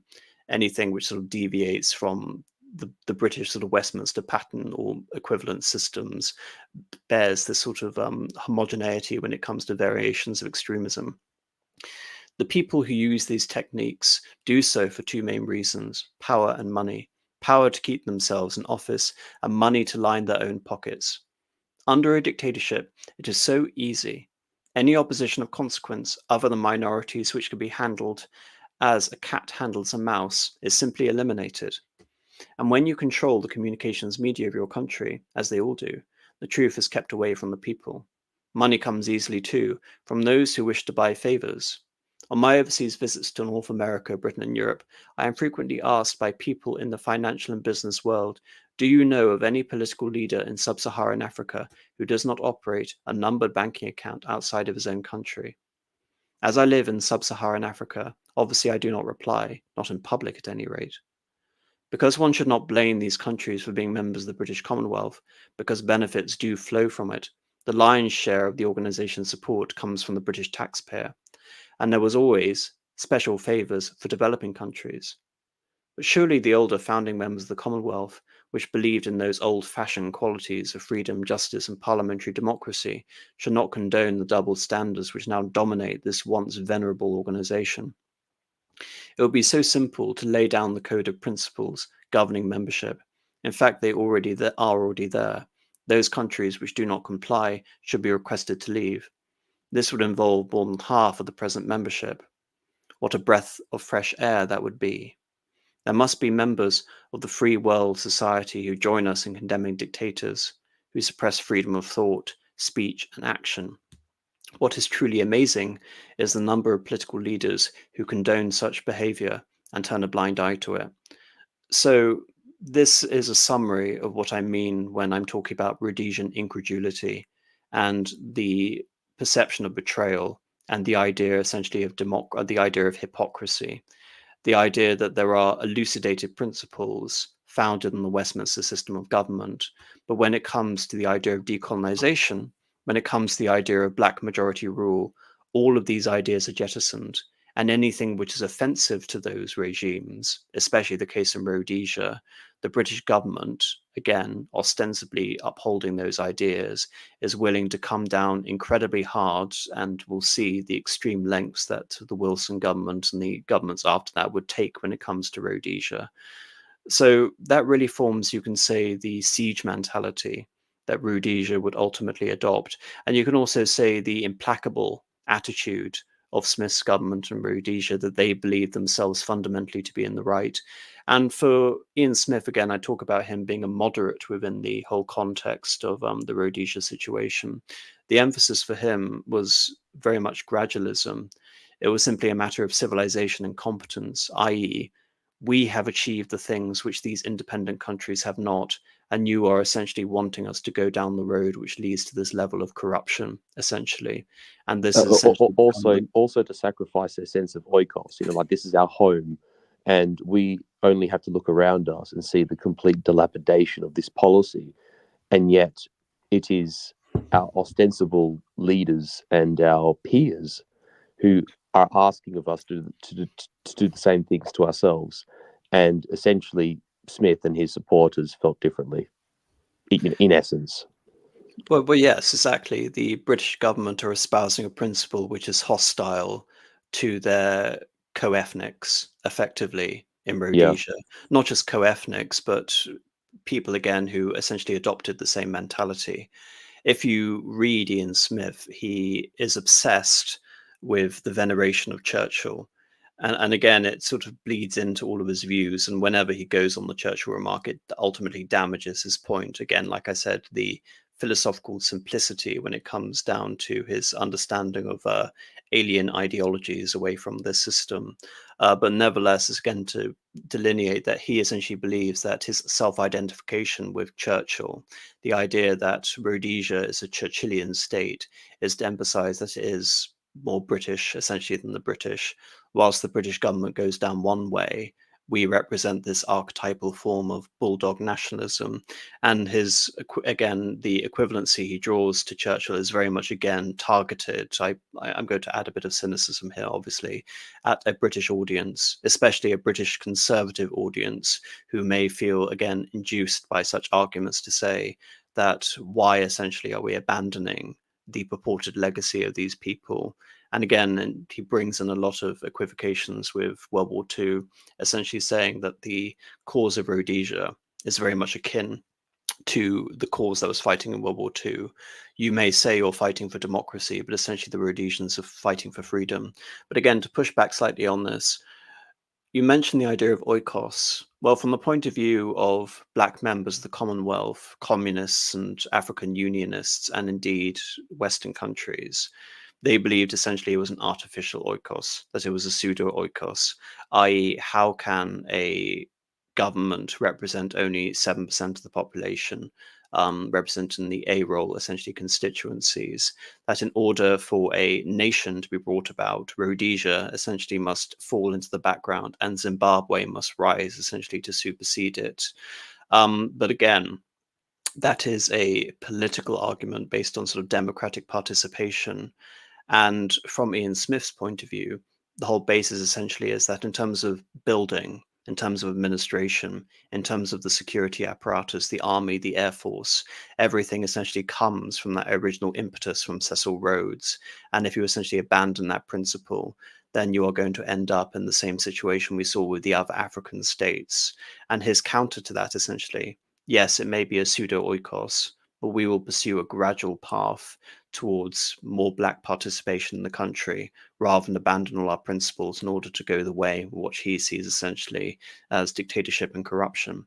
So I think it's important to understand what is meant by how Ian Smith actually deals with the majority population. Again, I'm reading from Alan Cousins, specifically on the multiracial ideology of Ian Smith's government. One can identify three categories of Africans, often being assumed and referred to by established white opinion: the civilized, the nationalists, and the masses. The civilized were said to be a very small group just emerging who did not support the nationalists. A UFP, a United Federalist Party member of the Assembly, H. Picanic, expressed this idea in the debate in the Assembly in March of 1960. They are now acquiring some civilization. Some of them have gone pretty far, but only a few. I'm not referring to those vociferous extremists who are so ambitious for power for themselves.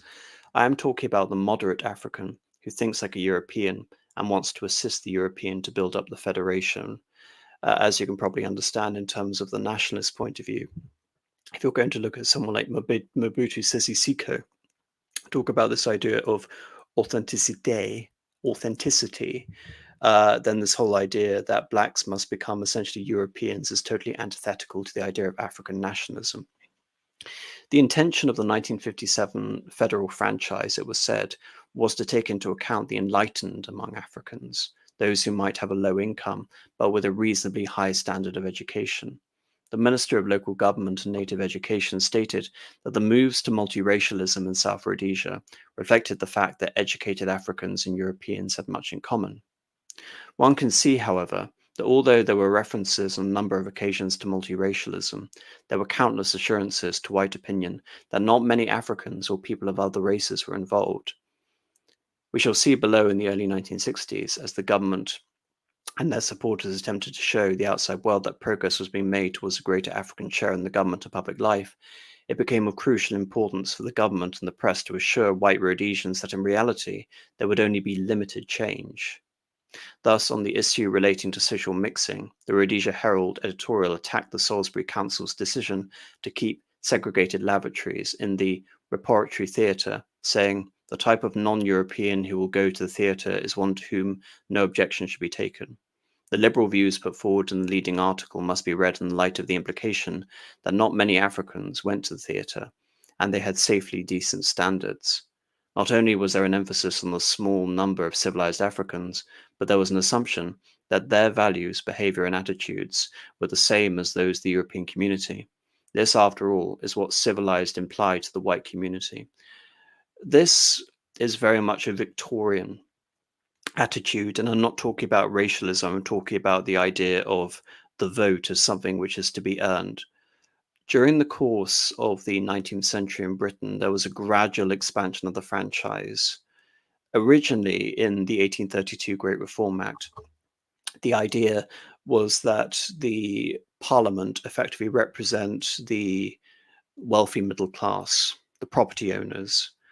In 1867, under Disraeli's Reform Act, this was expanded essentially to incorporate skilled labourers, the artisan classes. And this was further expanded in 1885. There wasn't full suffrage for men until 1928, alongside full suffrage for women. So this whole idea of universal suffrage, one man, one vote, or one person, one vote, was only something that had actually recently been trialed within Europe itself, let alone extended to Africa. And from the European point of view, we're talking about states essentially which represent, a continuity of thousands, hundreds of years of civilization versus and decades. for the most part, at certainly that point in time, were largely sort of like homogenous populations as well, with very, very little in terms of differentiation of populations, and those people struggle to agree on things. you know. Yes, exactly, versus decades of colonial administration. Mhm. So again, you can say it effectively follows a tabula rasa philosophy, that all human beings are effectively interchangeable, and the minute you offer them the vote, you ultimately allow for their emancipation. When, of course, from the Rhodesian point of view, it's all essentially informed by practicalities, i.e., we have established a competent means of administration. If you were to achieve, one man, one vote, you will end up in the situation that Ghana and Nigeria have. And of course, this also extends to the white population as well. Many whites were found on the B roll, while some blacks were found on the A roll as well. I'll get more into that further on to the conversation, but this is all to say that this was also a decision which affected whites within the whole scheme of Rhodesia as well, emphasizing this 19th century idea that the vote essentially is something to be obtained, and the basis of it, again, education and property, that this is an aspiration towards civilization, and thereby you become invested within the scheme of government in Rhodesia, and thereby you are able to politically participate in its government. Again, for Ian Smith, there was a huge focus on the idea of the illiteracy of the black population, and those who admonish him basically say that he made insufficient efforts towards education, which in itself perpetuated his regime. But I'll get into some evidence to explain his views on education later. So going back to the article. The nationalists were also, according to settler ideology, a small group. It was repeated on a great number of occasions that they had criminal records. They were said to be unstable extremists who were in the pay of foreign interests. Ironically, in the Southern Rhodesian context, it was claimed that it was the nationalists who were racialist. There was a good reason for this being part of the ideology, of course, as it was the obverse of the situation, thus disguising reality, but at the same time justifying white power. Of course, all the academic articles, some are far more sort of lacking in objectivity here, because it's a simplification to say that it is simply the averse of the situation when you put into context of patriotic blackness, as Robert Mugabe would say, and again the authenticity program of Mobutu Sese Seko and Nkrumah's attempts again of African unionism. There is an element of that on both sides. One essentially is saying that white people represent more civilization, but on the other, black is ultimately superior to white because Africa, sub-Saharan Africa, is fundamentally black. So to say it is simply an adverse situation disguising the reality is, there's obviously a degree of truth in that, but not a complete adverse as is essentially being implied here. But I was going to say, essentially, they're sort of unmeasurable concepts, when you sort of place them side by side, right? Yes, and that's very much the view of the white Rhodesians. We have seen a reference to African nationalists being ambitious for power. It was suggested, especially in the Chief Natives Commissioner reports, that the nationalists could only make progress by the use of intimidation. As the majority of people were opposed to them, to a very large extent, government ministers relied on the Native Affairs Department for their assessment of the situation, and those whites who questioned the NAD interpretation were very much on the fringe of public affairs. There is evidence to support Hancock's contention that after the 1958 election, liberal views were no longer being heard in the government, and those who suggested that this might be the case for listening seriously to the nationalists were seen as themselves being extremists and racialists. But again, this is within the context of the recent offer of independence to Ghana. Similarly, any Africans who suggested there would be a steady change to end discrimination were portrayed as racialist. Hardly a private members' day passed during the life of the Assembly without a racial motion being introduced. The movers were usually one of the 4 African for the Northern Territories, and the debates seldom got the House anywhere in furthering the interests of the Federation. The message being given here by the Rhodesia Herald political correspondent seems to be that when Africans were unable to share in the political decision-making, they did not act in a responsible manner, i.e. the small inclusion that ultimately they were included within the Rhodesian political system via the districts was itself a justification to prevent the gradual emancipation of blacks in South Rhodesia. The mass of Africans, on the other hand, the third category, in white ideology, were portrayed as being happy and supporting the government, and not being interested in political advancement. The majority of Africans, indeed, were said to be childlike, ignorant in anything political, and this was the duty of whites to act as trustees and guardians.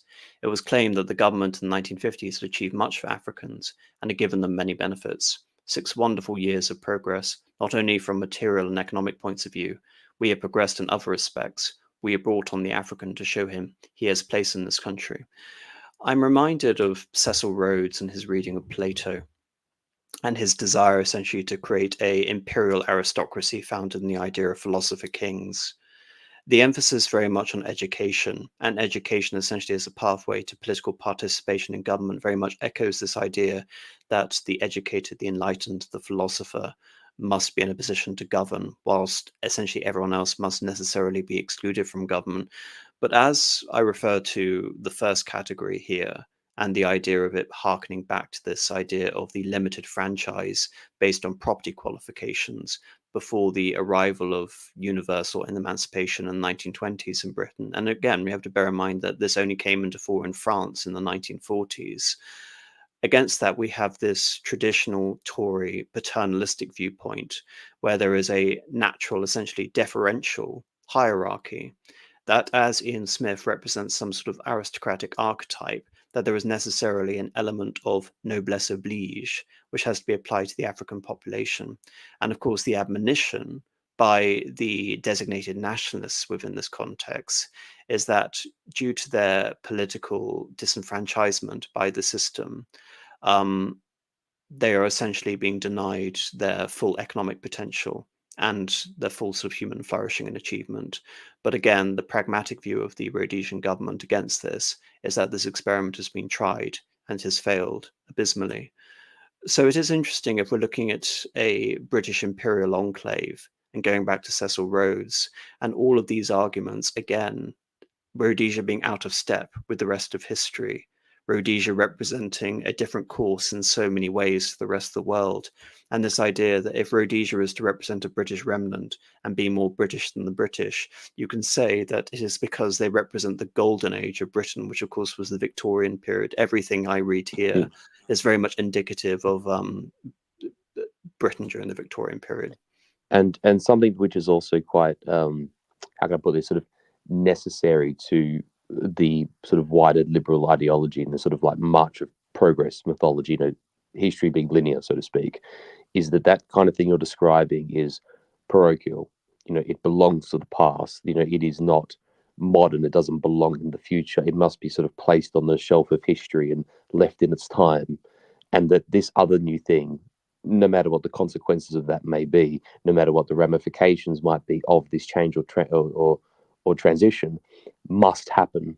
It's good for it to happen no matter what the consequences are, and irrespective of who may or may not be harmed or suffer from that course. It very much sort of leans into that same that same thing that we sort of see happen over and over again throughout modern history. The necessity of that narrative continuing no matter what. Yes, there's only progress, and Rhodesia is an example of the reactionary element. It is fundamentally regressive, and of course, in a true sort of spirit of, you can say, authentic conservatism as it was meant to be. Essentially, Ian Smith would agree with that because he believes that while the rest of the world is moving too quickly, Rhodesia will move, but it will move. Essentially, it is the tortoise versus the hare. But of course, that is completely unacceptable to a left-wing black nationalist. Yes, it's not nearly progressive enough, right? Yes. So I wanted to move on to education specifically, and I have a couple of anecdotal things and a few more segments before I get on to independence and the war.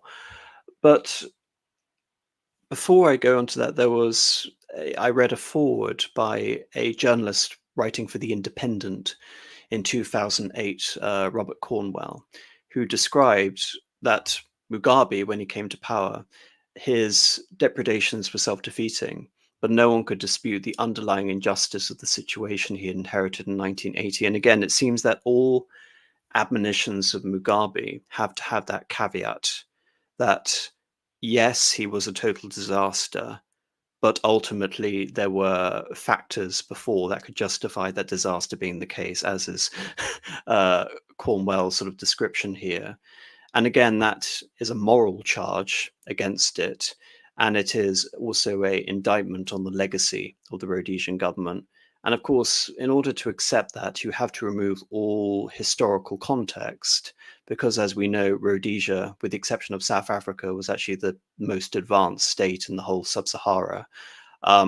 So Ian Smith, even if he had achieved a perfect system of government, would still be tarnished with the original sin of white minoritarian rule. So there was ultimately no pleasing these people. And of course, there has to be a justification. Otherwise, if you just criticize Mugabe, of course, you're going to be accused of being racist. But this is Ian Smith giving an anecdote on the cause of black education. I recall clearly an occasion during my university vacation, soon after the declaration of war in 1939, when my mother asked me to talk to Bob, one of the fine black men who worked for us, and whom my father often said was superior to whites who had worked for him. The problem was that Bob would not agree to send his son, the eldest of his children, to school. He was a good-looking, intelligent boy, and I had always gotten well with him. I suggested that perhaps I could influence him. He was a great tea drinker. We sat down one afternoon over a cup of tea, and I explained to him the benefits of education and how this would be an asset to him and his family in the future. He listened carefully and then said he would think about it. The following week, after a weekend of cogitation and discussion with his family, he asked if we could talk again.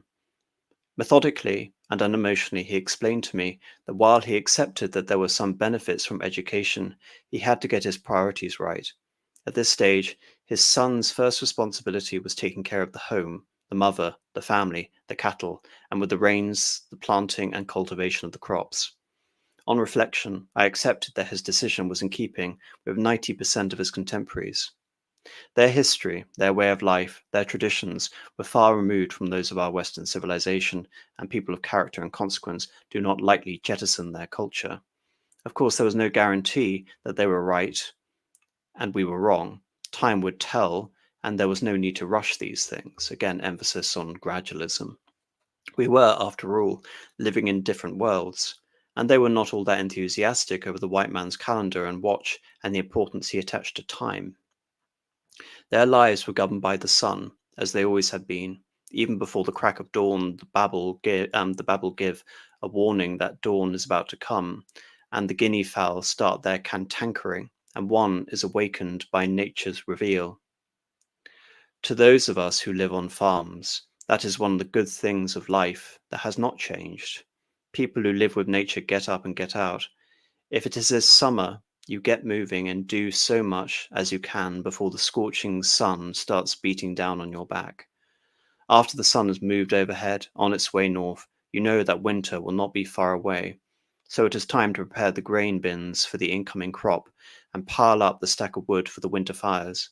Conversely, when the sun starts moving southwards and the weather begins to warm up, it is time to cut some thatching grass to repair the roofs, the cart, the manure to the lands before the rains come. Calendars and clocks do not help with these things. This was a field in which the black man knew as much as the white man, and he has an additional asset, the witch doctor, which could throw the bones and invoke the help of spirits in order to forecast the weather patterns. Those were the days before weather stations were dotted around the world with radio communication. The concept of satellite pictures on TV screens every day would have been rejected as a ridiculous absurdity. Then the war came, and that was followed by my final years at university. And so 5 years had passed before I really got back to base. Bob was not as fit and strong as he had been, and the first essential, according to our doctor, was the removal of his teeth, which were all rotten. The plan was for me to motor him to Guelo, but there was a very good dentist and anaesthetic at the hospital, and within half an hour it would all be over. Bob was horrified and surprised that I was prepared to make such a suggestion. He had never in his life been to hospital, and certainly was not going to start now. As I knew, he was perfectly happy to have iodine or ointment on cuts and bruises, but the idea of putting him to sleep in an operation? What if he did not wake up? He was truly incensed at the suggestion, and I was disappointed because of his health problems, but not all that surprised because of my knowledge of our local people and understanding of their beliefs and customs. This problem was a great concern for our government because throughout the country there were schools and hospitals being used to half capacity for the reasons which I've been at pains to explain. It is important to record that this was one of the major consequent causes for our lack of facilities in subsequent years, where we were unable to meet requirements. One of the dramatic developments during the post-war years was growing awareness among our black people, the desirability of education if they were going to catch up with the white man and his European civilization. And secondly, the need to accept health facilities in order to combat diseases and prevent premature death. In spite of the allocation of increased funds and dedicated effort of government officials, the unprecedented demand for increased facilities was insurmountable. The problem was aggravated by the fact that our black people had the highest rate of population increase in the world.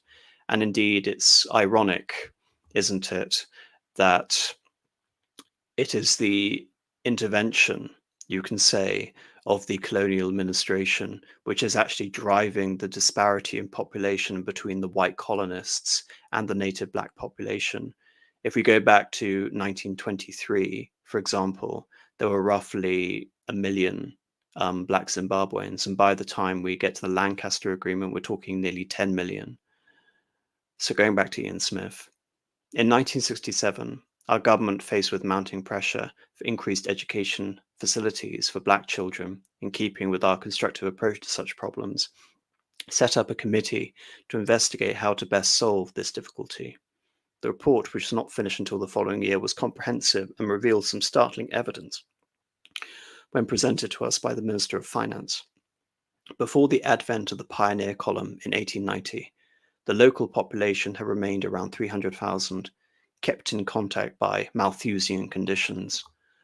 With the coming of the white man, however, all changed.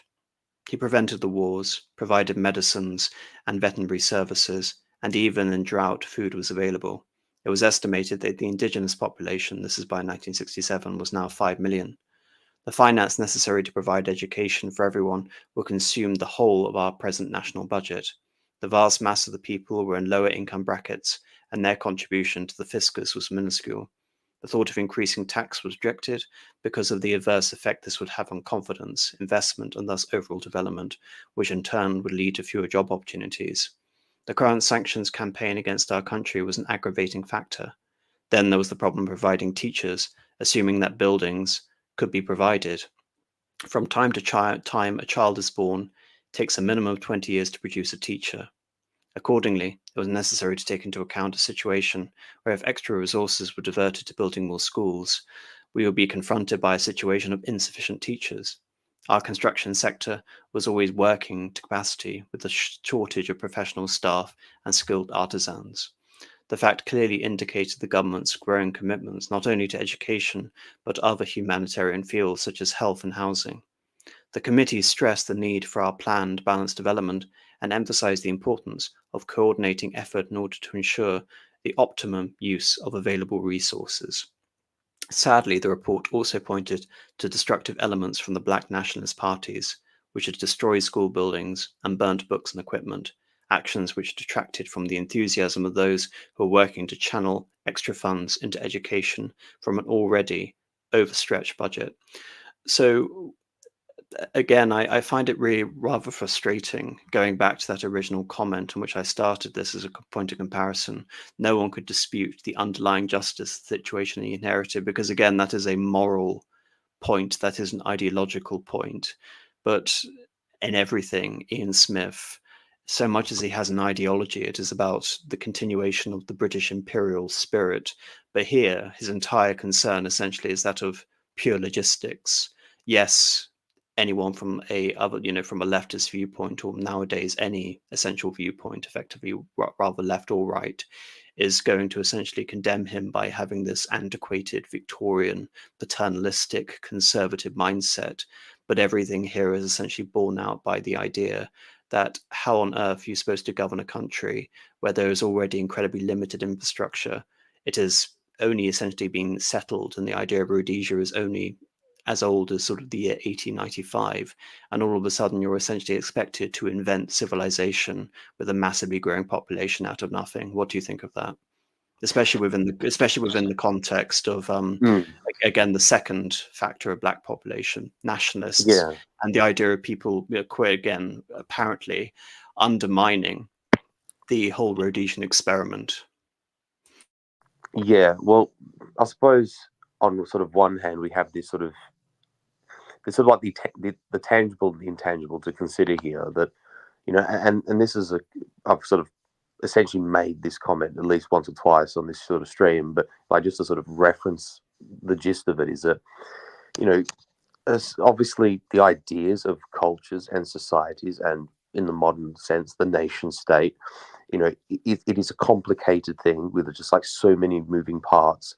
It takes people of a specific aptitude, of a specific capacity, of a specific in a real sense, like certain levels of education and training to operate at a bare minimum of functionality. And then that can only be true when those sort of people, or those or sort of like that, or like a community of people, then have actual physical infrastructure. They have institutions, and institutions themselves have tangible and intangible components.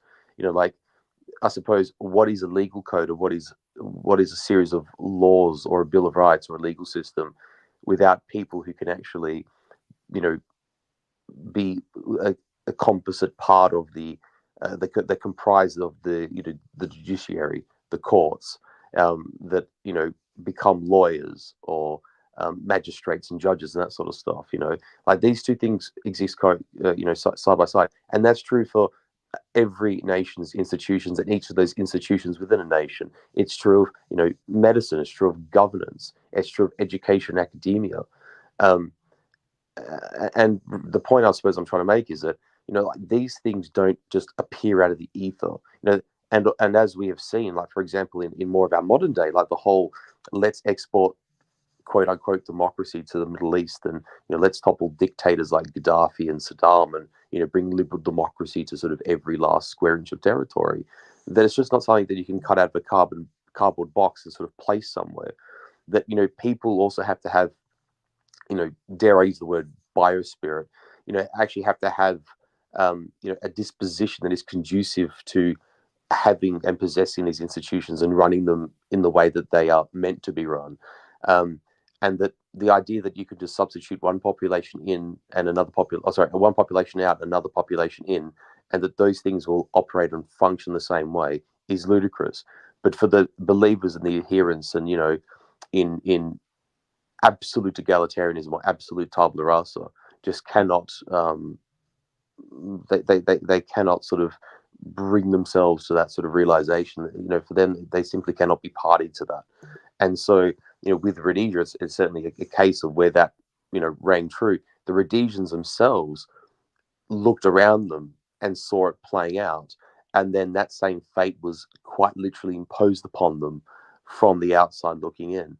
And it's certainly a lesson too, that that you even look at the great nations of history. And I mean, that stuff we've covered extensively on your channel in the last couple of years. That for the Macedonians and the Greeks to get where they've gotten to, it took a lot of time to build certain institutions, and it took time to sort of build certain intangible elements of their society and culture that became complex over time. The Greeks just weren't born with it; it was developed over time. The same could be said of Persia, could be said of feudal Japan, it could be said of China. I mean, it's the same thing over and over. And yet, in the modern day, such a notion simply cannot be entertained, and we sort of see it here. And this is this kind of thing that obviously Smith and the Rhodesian elite and the Rhodesian how can we put them, the productive classes of Rhodesia, well and truly understood, but probably within the context of modern liberalism may have had difficulty trying to sort of bring those two perspectives together. but we see the consequences of it. Now we sort of see what has happened to Rhodesia subsequently, and we sort of see what has happened to them at the level of institutions, at the level of basic functionality. In terms of, and a lot of people have heard this phraseology before, that Rhodesia was once the breadbasket of Africa and is now the basket case of Africa. And I think when people want to defend their way of life and want to defend the intangible and tangible factors that make their society, that comprise of it, they have every right to do so. And those things just can't be transplanted, put here, put there, or substituted with different populations and be expected to work. It is totally fanciful. So we mentioned the relationship between populations and the idea of the tabula rasa. I brought up the idea of, you can say, the ideology of the distinctions between natives within Rhodesia, or the black population to be more specific, because white Rhodesians consider themselves to be as native. Then I went on basically to explain the issues affecting things such as the progress of education and medicine.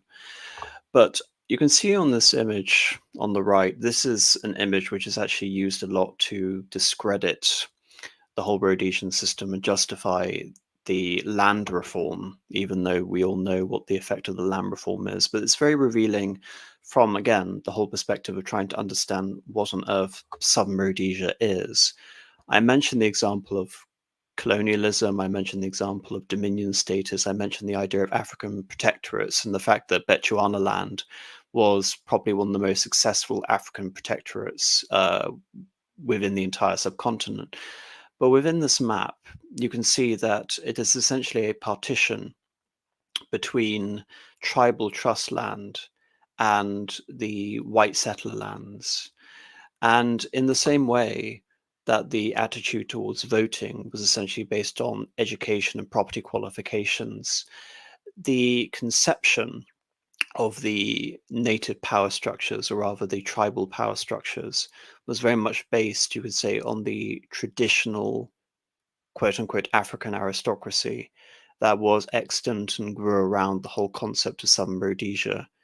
And again, you can probably understand why, even though this system arrived before European colonialism, ironically, it is also antithetical to Black nationalism, even though one, you can say, is actually more historically contingent and authentic than the other, which is one man, one vote democracy, which is very much a foreign importation, versus the old tribal hierarchies. But again, in terms of a pure hierarchical structure, Smith essentially saw these systems aligning in order to allow for the building of the Rhodesian state. And I'm going to read his sort of short history regarding this. In the years after the confrontations of 1893 and 6 and 7, I mentioned the Matabele Wars, a strong liaison had developed between the chiefs and the government, and there was great mutual respect and trust. Before the arrival of the pioneers, chiefs were autonomous in their own areas, and differences were not always settled peacefully. Indeed, confrontation between Matabele and Shona were always violent, Shona being by far the largest ethnic group within modern Zimbabwe. The Matabele, who stemmed from the Zulus, were more aggressive and more disciplined, and over the years had gradually extended their territory eastwards, taking over the Shona-speaking people. It was the arrival of the pioneer column in 1890, which I'm going to paraphrase. Ian Smith says saved the situation for the Shona. I would say alleviated the situation for the Shona, or allowed them some respite. I wouldn't go so far as to say saved, especially within the context of how Zimbabweans would sort of take umbrage at that. I'm not necessarily going to accept that hagiography, but nevertheless going on. In June of 1893, there are reports from Fort Victoria that Matabele raiders made incursions into the area, murdered a number of Shona men, and abducted maidens and cattle sufficient for their requirements. This was further east than the Matabele had previously ventured. The authorities in Salisbury concluded that this could not be tolerated, and a force was organized to ensure that the decision was conveyed.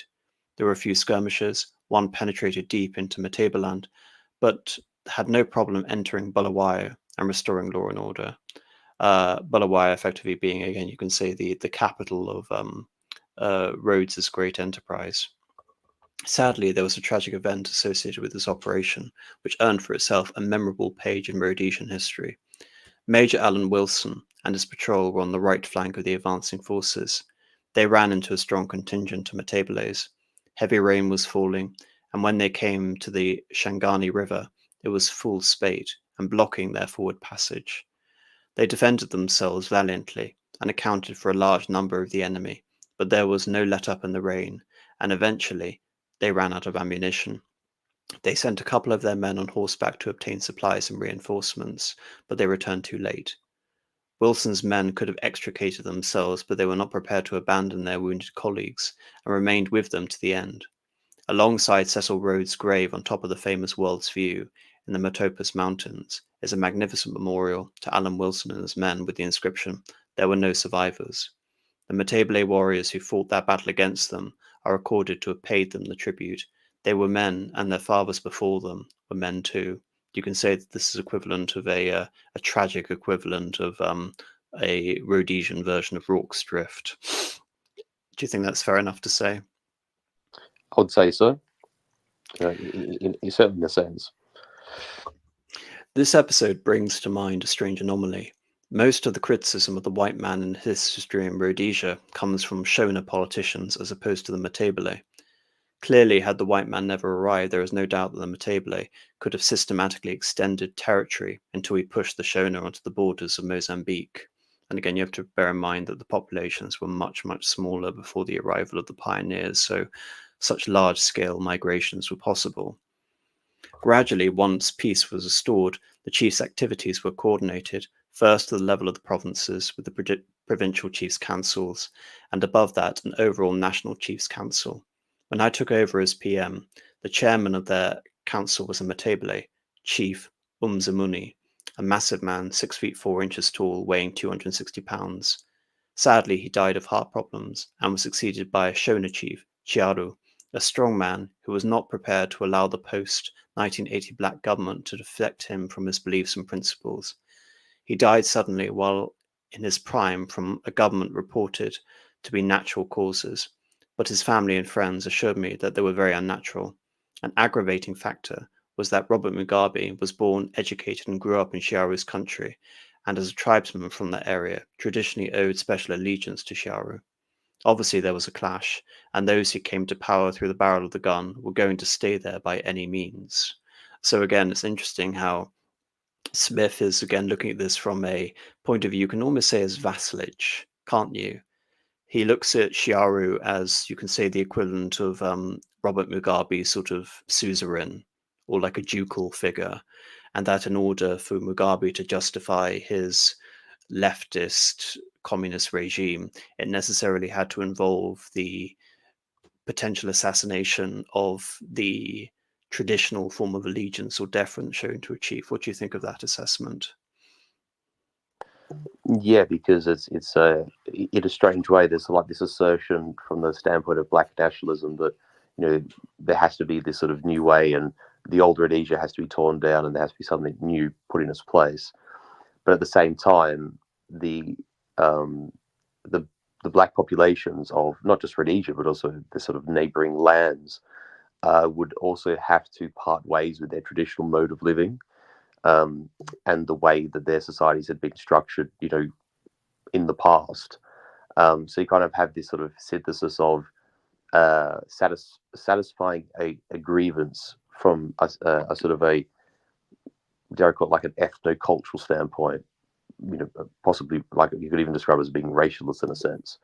But at the same time, the people who are aggrieved themselves have to shed many aspects that make them themselves, and they're expected to sort of engage in this synthesis of, well, there's all these modern arms of and aspects to the Rhodesian state, which we're going to take from the people who founded them and then give them to this other population group. Meanwhile, this other population group has to forsake their way and mode of living, which was, and we're going to create this new synthesis because it is how it justifies the march of progress, and everything that is progressive is good in a strange way, if you get what I mean. That stands out to me personally, and that is essentially encapsulated in a leader like Mugabe. in a very real sense, because Mugabe essentially led not just a government, but he led a new country. He sort of led a new identity for his own people, one which was, as we all know, for those of us watching the stream, heavily underwritten and supported by the Soviet Union and the East Bloc, so to speak. Do you know what the tragic irony of all this is?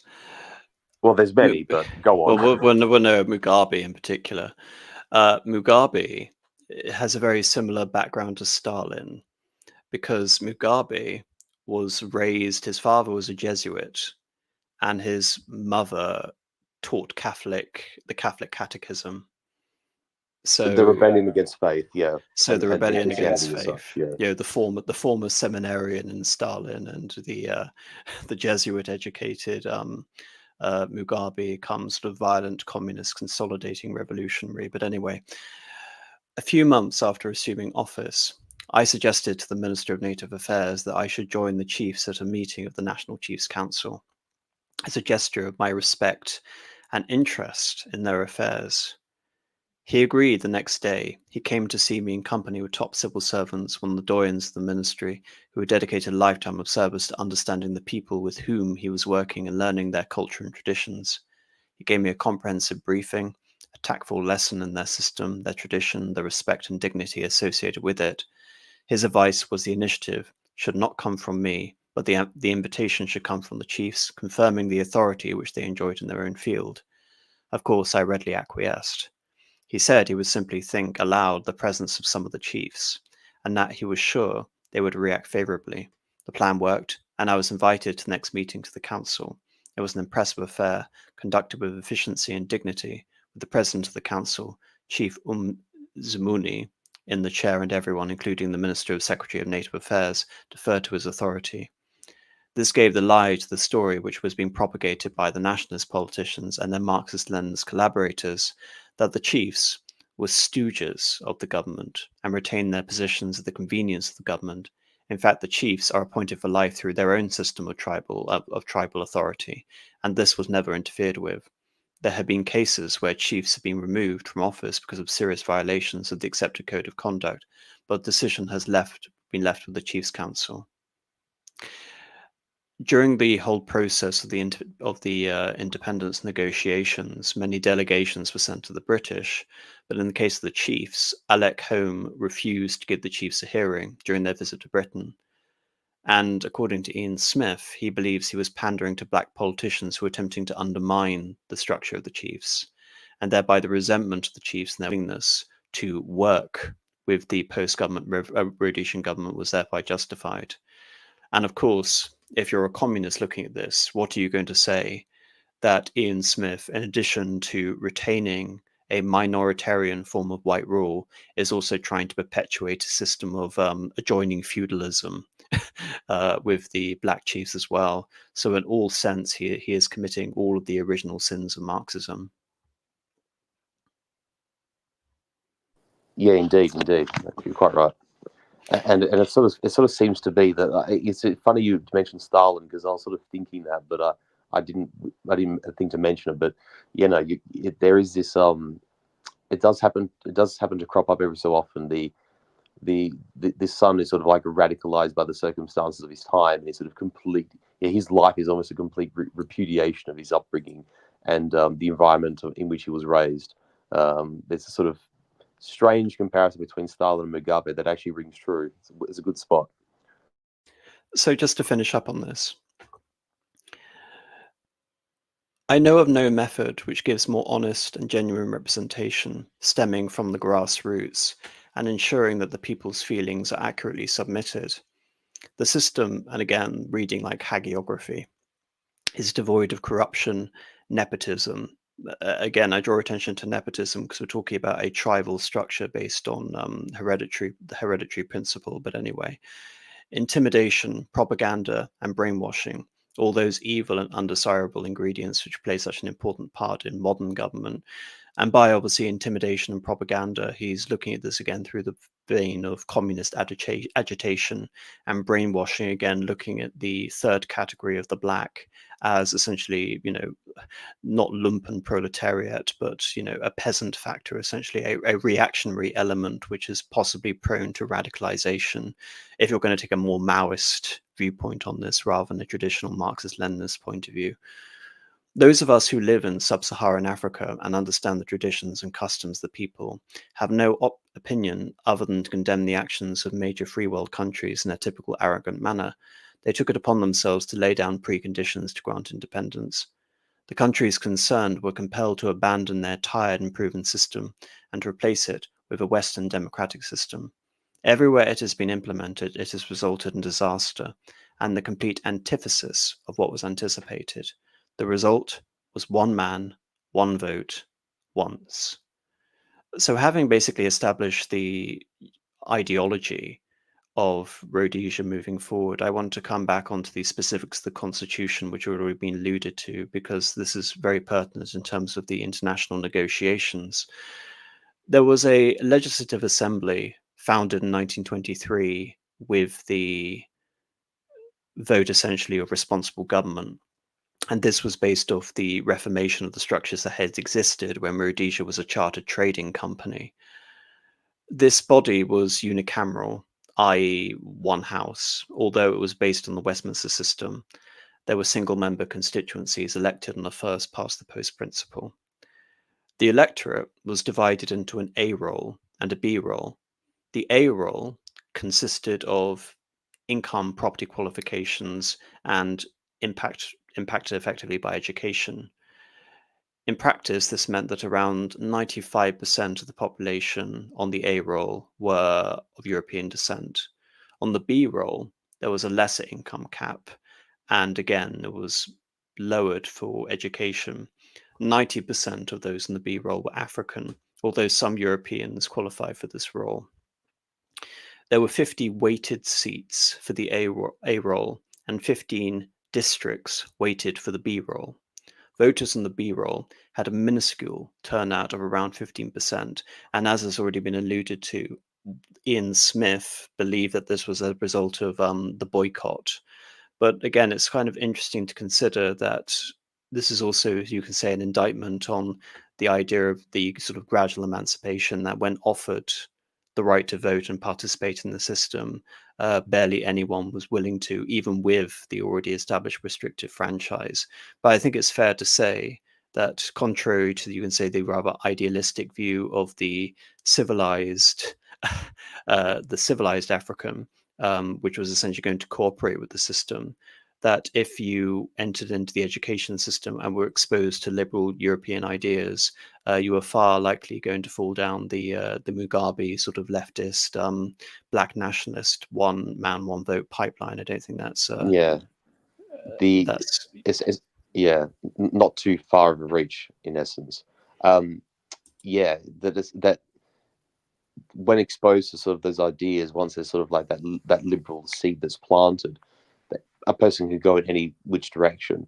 And given the circumstances of Rhodesia and sort of the cultural landscape and the forces at play politically, ideologically, ethnically, etc., it seemed quite likely, as you say, that even with that education, that there was always that risk that people would slide down the Mugabe route. I 100% agree. Until the internal settlement in 1978, the Rhodesian Front won all 50 of the A-roll constituencies post the unilateral Declaration of Independence.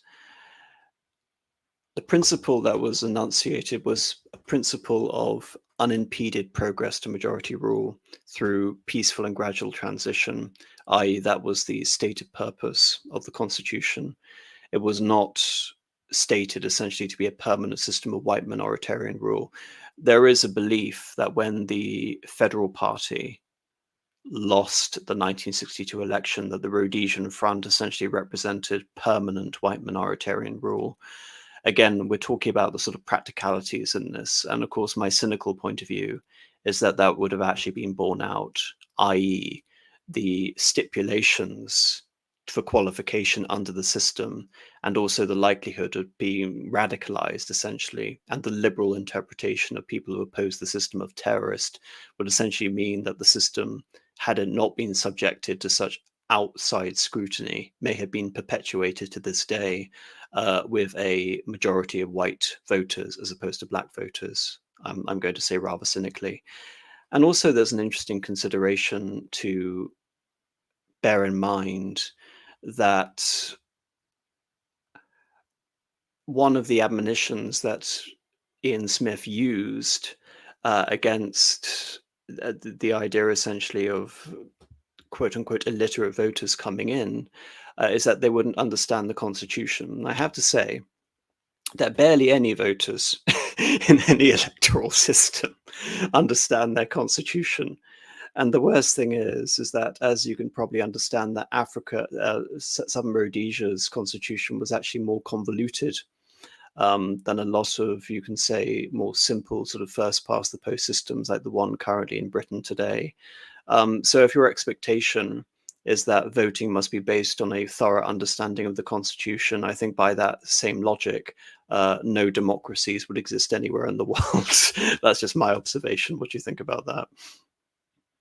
Absolutely. I mean, and to be fair, even amongst those of us who are, erudite and well educated, and and then more specifically those of us even with an understanding of history, for all the books we may own and for all the stuff we may or may not have read, we could probably say a great deal of us would be ignorant of our own systems in that sense, even if we have degrees of understanding of like how individual political systems and how elections function, or in terms of having understanding of like basic legal protections or rights, that sort of thing. But if we were to sort of if we were put on the spot and forced to recite those things, at any given point in time, I think most of us would sort of stare into the headlights like deers and actually struggle to sort of think of anything to say, which is probably as much an indictment on the people as the system. But I think that's very much true that, probably most of us in some degree or another would be guilty of that. Well, the irony here, we're talking about progressivism. Yes, and yes. and I Ian was more Smith. speaking from like the human aspect. But Well, yes, well, I know no, what you're getting at. no, I'm not contradicting you. I'm explaining a fundamental irony here. Yes. We're talking about progressivism, and one of the reasons that made me incredibly skeptical about democracy is that democracy, in theory, assumes that it is a system that enlightens, and thereby to improve the democracy, one has to improve the populace, the demos. Indeed, this is why many socialists effectively became eugenicists. And the irony is that Ian Smith actually seems to be a devout believer in the principle of democracy, because if he believes this, and I genuinely believe reading his autobiography that he does, that his gradualist approach is actually the supreme form of trying to achieve democracy through enlightenment, through elevation. And as we know, democracy actually tends to result in the opposite effect, which is that of leveling the population as opposed to enlightening the population. So I find it really rather funny that for people who think, I talk about, aristocracy, etc. But of course, Ian Smith is actually the most sort of idealistic proponent of democracy in Africa, possibly. Moving on from this, there were many revisions to the Constitution after the Unilateral Declaration of Independence. Obviously, there was the shift to a republic in 1970, but many of the changes were purported to be made on the basis of a test of acceptability, i.e., making the Rhodesian settlement conducive for outside opinion, thereby essentially lifting the sanctions. And one of these suggestions that Ian Smith put forward, because as I mentioned, the original constitution was unicameral, is that there would be a creation of a House of Lords or a Senate, and this would actually be based around the 700 or so black princely houses, which would essentially have the same power of the House of Lords in Britain.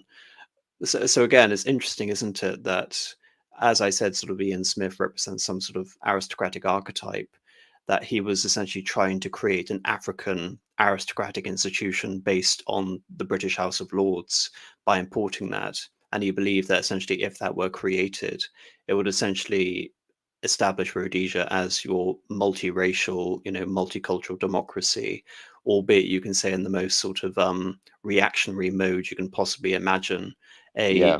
A selective sort of property-based white House of Commons and a series of black princes in the House of Lords.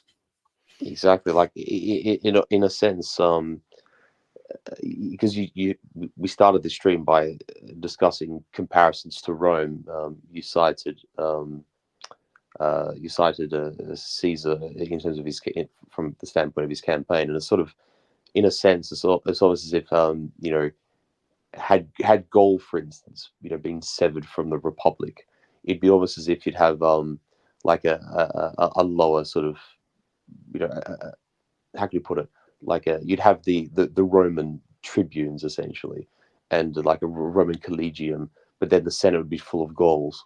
Like or like I said, it would be picked from amongst the Gallic chieftains. That's kind of like the comparison you could almost make. As strange as it sounds, that's kind of almost what Ian Smith had in mind for Rhodesia. A very peculiar solution, but like you say, it's like on one hand progressive, but on the other hand, it's the most reactionary expression of that progressive ideal. All the contradictions, and again, thank you for bringing up that other Roman comparison, because I do think it's pertinent. Packing the Senate with non-Romans, effectively trying to dilute the patrician classes based on the natural sort of hierarchies that were found in terms of the incorporation via conquest. But now we finally get to the actual independence referendum. Obviously, getting here, we understand why the Southern Rhodesians believed that independence was necessary. In 1964, there was a referendum held under this constitutional settlement with a 90% yes vote. There was another election, which, as I said, 50 votes for the Rhodesian Front. So this is actually, interesting in the sense that all the elections before weren't so clear cut. But what Ian Smith essentially was able to achieve was uniting democratically all of these sort of political parties into a consolidated majority among the white population, which hadn't even been achieved under the UFP when they were essentially considered the establishment party. And you can say it's this political consolidation that allowed him to take the model of concession that he would adopt essentially after 1978. But there were further negotiations. In 1964, obviously, elect Douglas Hume was defeated on the left, you can see, and on the right we have Wilson. Even though there was this supposed sort of friendship between the Conservatives, and again, I look at this as the naivety of looking at Winston Churchill as some sort of glorious benefactor, and of course he was the Prime Minister 9 years before, up until 1955. But elect Douglas Hume had clearly betrayed the cause of the Rhodesians, and of course Harold Wilson had been leading the charge for the scramble to get out of Africa, as being referred to here. But with the arrival of Wilson, all such hopes, you can say, of a equitable settlement for the white Rhodesian population was defeated. And all the arguments essentially pertain to the idea that the 1961 constitution during the Federation was agreed to by the British, was supported at that time, and that any negotiations must be based on independence in terms of the perpetuation of that system, which of course was the denial of black majority rule. And what Wilson did in response was allow Commonwealth nations, particularly Tanzania, to block any course of independence without political advancement by majority rule. And there's quite a horrifying thing which I came across in terms of reading this, which is, as Wilson was negotiating this, he received a letter from the Archbishop of Canterbury, Michael Ramsey, who expressed support for the Council of Churches, adding, if Wilson should judge it necessary to use force, I am sure a great body of Christian opinion will support you. Wilson disassociated himself from the suggestion, and the Council of Churches renounced the proposal, saying that it was purely personal. Nevertheless, a letter was circulated saying the latest hymn adopted by the Anglican Church was "Onward, Christian soldiers, shoot your kith and kin." And numbers of Rhodesians throughout the country threatened to burn their Bibles and send the ashes to Ramsey. Good gracious, I didn't even know that. It's quite the discord between the Archbishop and his flock, dare I say. Well, this isn't. You can say that this is the crusading impulse, which has been sublimated into the most sort of radical, rabid neocon foreign policy that we would see later, of course, being led by the Archbishop. And I think, Westminster becomes Washington, right? In a way. yeah, and of course, the Anglican Church up to their own tricks. I mean, Justin Welby has basically taken the same stance, ironically, with black leaders in Africa, believing that they aren't progressive enough, that they're reactionary, especially the Anglican Church in Uganda. But here, the Archbishop of Canterbury in 1964 and 5 is basically outlining that there should be a great Christian effort to depose the evil reactionary regime in southern Rhodesia.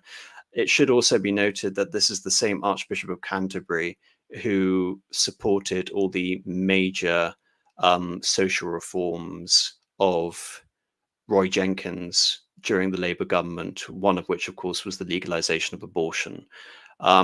So if you're trying to look at figures in the deplorable history of the recent Anglican Church and find out why the Anglican Church was so successful in abolishing itself, Michael Ramsey is a clear example of why that is the case. But I was really quite horrified to find that out. Look no further, ladies and gentlemen. We have the prime example right here. But there is another sort of more pertinent thing which is going to come back when talking about the Queen as well. The burning of Bibles. One by one, in terms of trying to maintain this aspect of Britishness, the Rhodesians actually have to renounce those very things connecting them to the mother country, in this case, the Anglican Church, because the Anglican Church has become associated with the cause of the Commonwealth, which is fundamentally hostile. So this imperial enclave essentially is faced with a similar situation that I am in my sort of purported sort of criticisms of the monarchy and in criticisms of the church, to be, more royalist than the king and to be sort of, in this case, would be more Anglican than the Archbishop. The idea that they are holding true to the principle, but the actual institutions themselves have turned all their power on the face of the Rhodesians. They are trying to maintain a conservative settlement, which, of course, as we see in Rhodesia, is the preservation of the institutions to make them functioning, to make them effective there in terms of building a government. And yet at the same time, those very institutions, when talking about some grand conception of the ideology of the British Empire, are turned radically against the Rhodesians, and they have to reconcile conservatism against this fundamental betrayal by the British. And it would almost feel because we have used a couple of Roman allegories here. It almost has a spirit of. I suppose the difference is that the Anglican Church is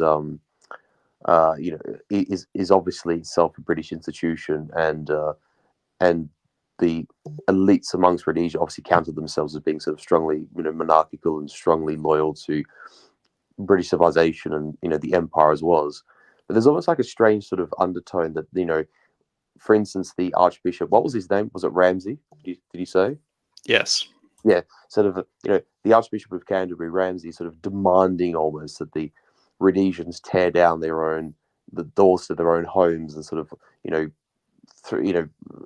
incinerate everything that they sort of hold dear and sort of become tattered and homeless in their own homeland. It'd almost be like akin to sort of the Patriarch of Constantinople demanding its citizens tear down the Theodosian walls because the Ottomans are next door, and if you cannot fight for home because it's irreligious to do so. Capitulation is the only solution or the only way forward that they have, and there's almost a real sense of tragedy that the head of the church turns on its flock in such a way. It's really galling when you think about it, because you'd expect very different of the head of your faith, if you get what I mean. The last sort of nail in the coffin was the attempt essentially to suggest a royal commission to evaluate the matter on the constitution, effectively to say whether it fulfills the criteria of the promises made by the British government in the view of Ian Smith. However, this was done on the basis that the commissioners automatically had to find the constitution unacceptable, and the government would not be bound by the commissioners' findings, despite a further condition that any findings must be held as a unanimous response. And of course, the reason why the Royal Commission had to outwardly project the idea was unacceptable and it had to be unanimous was basically to give the impression to the Commonwealth countries that we are not seriously considering the British. We're not seriously considering the idea that they actually have a legitimate claim. So they were forming an investigation to appeal to Ian Smith through the Royal Commission, yet outwardly they had to project to the world that we are not seriously considering this because we don't want a backlash from the Commonwealth countries. So obviously you can understand why the Rhodesians were completely livid over this.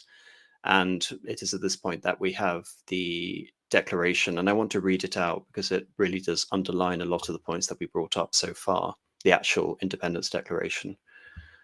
Whereas in the course of human affairs, history has shown that it may become necessary for a people to resolve the political affiliations which connected them and another people, and to assume among other nations the separate and equal status to which they are entitled.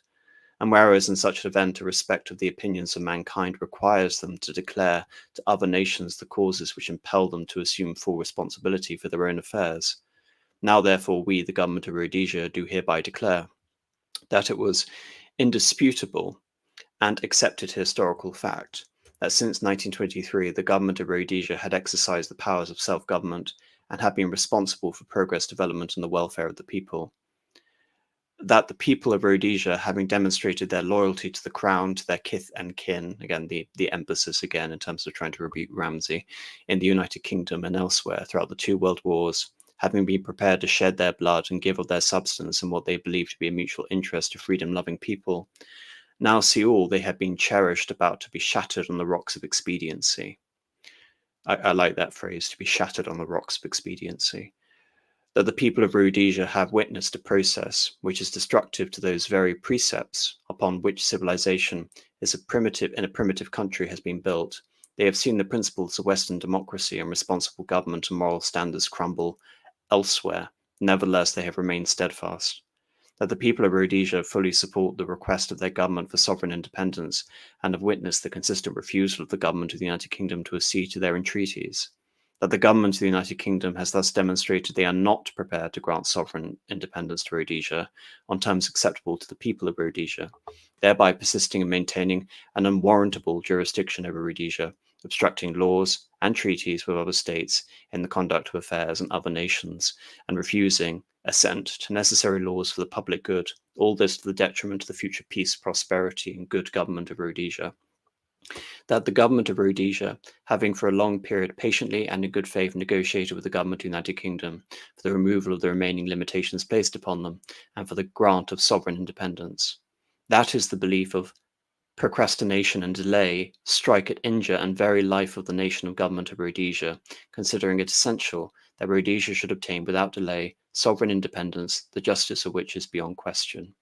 Now, therefore, we, the government of Rhodesia, in humble submission to Almighty God, who controls the destiny of nations, conscious that the people of Rhodesia have always shown unswerving loyalty and devotion to Her Majesty the Queen, and earnestly praying that we, the people of Rhodesia, will not be hindered in our determination to continue exercising our common good, so that the dignity and freedom of all men may be assured, do this by proclamation, adopt, enact, and give the people of Rhodesia a constitution annexed hitherto, God save the Queen.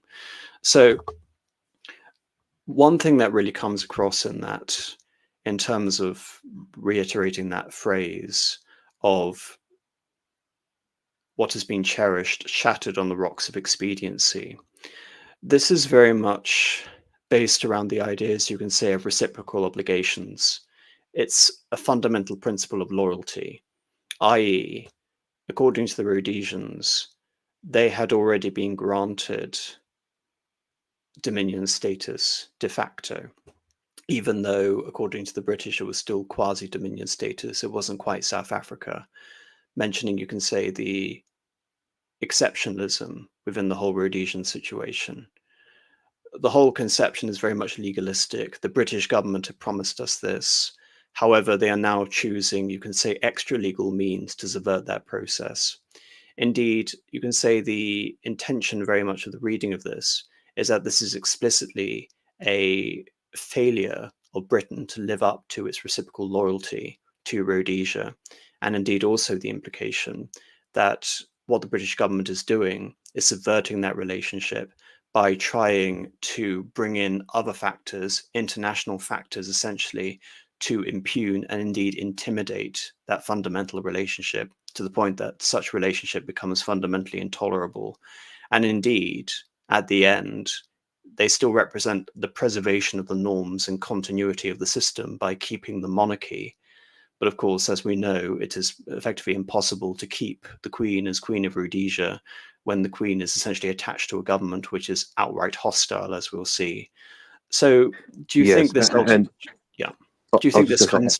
Do you think this comes down fundamentally to a belief in the failure of this idea of reciprocal loyalty? To a point, yes, but maybe failure is possibly too strong of a word, because I think there's definitely a distinction to be made between the institution in question and then those whom comprise the institution. Much in the same way that there's sort of a distinction between, you know, say like a given system and how it ought to function and how it maybe functions in practice. And as we've covered very extensively in our Queen Elizabeth stream from a couple of years ago, in many ways it can be said that the House of Windsor, and particularly Elizabeth II, was she ultimately derelict in her duties as a sovereign? Yes, but given the way that power works in the modern day, and given the ideological and political landscape within which she operated, could she have done much differently? I think I'm not so much emphasizing the Queen's role. I'm more emphasizing the idea of the legal relationship between the British government and the Rhodesian government. Yeah, I was getting there. I was sort of more thinking that, for a Rhodesian to feel eminently Rhodesian, obviously they had this loyalty to the Queen, which itself wasn't reciprocated. But then, by extension, of course, that brings into question the conduct of the government. Actually, someone here just mentioned about Wilson. Where was it? 999 Duke. Wilson was a total traitor. Well, I mean, to Britain, yes, and of course, him and his government, very much left. Well, it's even worse. They didn't merely leave Rhodesia in the lurch. They actively helped to tighten the vice around Rhodesia's neck. I think it's time to really explain that in terms of what the ultimate effect is. So that, so the idea essentially is a betrayal of the reciprocal loyalty between the two governments, and to compound the betrayal, what Wilson does in response is impose an oil embargo, and particularly sanctions on Rhodesian tobacco. And as I mentioned earlier, Rhodesian farming has essentially been based on the cultivation of tobacco. There was British funding for Radio Zambia, which was now formerly Northern Rhodesia, but like I said, during the Federation, it had moved away to black majority rule along with Malawi. But the British were funding Radio Zambia, which was there essentially to attempt to incite insurrection against the illegitimate government of Southern Rhodesia, now Rhodesia. The British government refused to pay pensions to former British subjects in Rhodesia, to which Ian Smith responded by reaffirming his commitment to fund the pensioners of Rhodesian expats living in Britain. And again, this is the whole idea about a legalistic concept of Britain fulfilling its oaths and its obligations to Rhodesia. And even though Britain will, I mean, he talks about Perfidious Albion, ad nauseum, but again, you can almost say this is an indictment on the rules-based international order, such as it existed back in the 1960s, and the idea that one subverts this by being the exemplar of the system which the other party is basically pretending to represent. But going on, South Africa and Portuguese support actually undermined the effectiveness of these sanctions, and a military response, like the Archbishop would have wanted, to quell Rhodesia in now a state of rebellion was impossible. Indeed, the sanctions regime, as we're very familiar with in terms of what's happening today, we won't obviously mention, but I'm sure everyone in the chat will reference, the sanctions regime helped consolidate the Ian Smith government. With the loss of trade with Britain, Rhodesia was forced to diversify its export portfolio. Most notably, it began trading with France under de Gaulle's sympathetic government. Now, I brought up, obviously, in my de Gaulle stream, the emphasis that de Gaulle was able to play both sides simultaneously. He was able to promote himself as the cheerleader of benevolent decolonization after the independence of Algeria, essentially retaining positive relations with figures, in Senegal, Niger, the Central African Republic, Chad, Cameroon, etc. Nevertheless, he was also sympathetic to the government in Rhodesia. So actually, de Gaulle represented a character who was more effective in dealing with this supposed contradiction than the British were. And you can say within the system that Britain was actually, if Britain didn't have external agency, it was because they were imprisoned by the Commonwealth, unlike the situation in France, where France had a far more domineering position within the Francophone world as opposed to the British and the Anglophone world. So it's interesting how Yes, the contrast between the two government positions. indeed. So how did Wilson respond to this? He broadened the sanctions regime. He appealed to the United Nations. And again, despite the independence, UDI theoretically being an internal matter for the UK, again, this was seen as a violation of the UN Charter. The idea that we are bringing external support to condemn a country which is still technically part of the United Kingdom. It's seen as a complete contradiction in terms. And as Iron Duke could say, and thus it's being made an international crisis on that basis. Well, again, the funny thing is, in order for Britain to sanction Rhodesia, they're actually undermining their own sort of claims of sovereignty over the region, aren't they? Yeah. Yes. We're also claiming we have control over the fate of this region, but also can we involve all of these other countries to treat it as if we're not? This is a separate entity from us. I know it's completely ridiculous. And as someone is saying, as Iron Duke is saying, the British also Wilson couldn't rely on the army and the Royal Marines to actually fight the Rhodesians. It's a question whether they would have simply refused to obey orders. So Rhodesia was affected. This is an important map to bring up. Rhodesia was effectively landlocked. And the way Wilson responded to this was nevertheless with a form of gunboat diplomacy. He sent the aircraft carrier, the Ark Royal, to patrol the Portuguese port of Beira. And of course, this had the knock-on effect on the newly independent Malawi, former Nyasaland and part of the Federation. Indeed, the blockade acted as a de facto sanction on Zambia as well. Northern Rhodesia, it stranded British soldiers, imperiled Britain's commitment to Zambia, and necessitated the British government had to airlift supplies into Zambia. And Ian Smith effectively responded that Britain was continue their sanctions war down to the last Zambian in terms of their overall commitment to destabilizing the regime. And of course, by blockading the port of Beira, they were also risking relations with Portugal as well.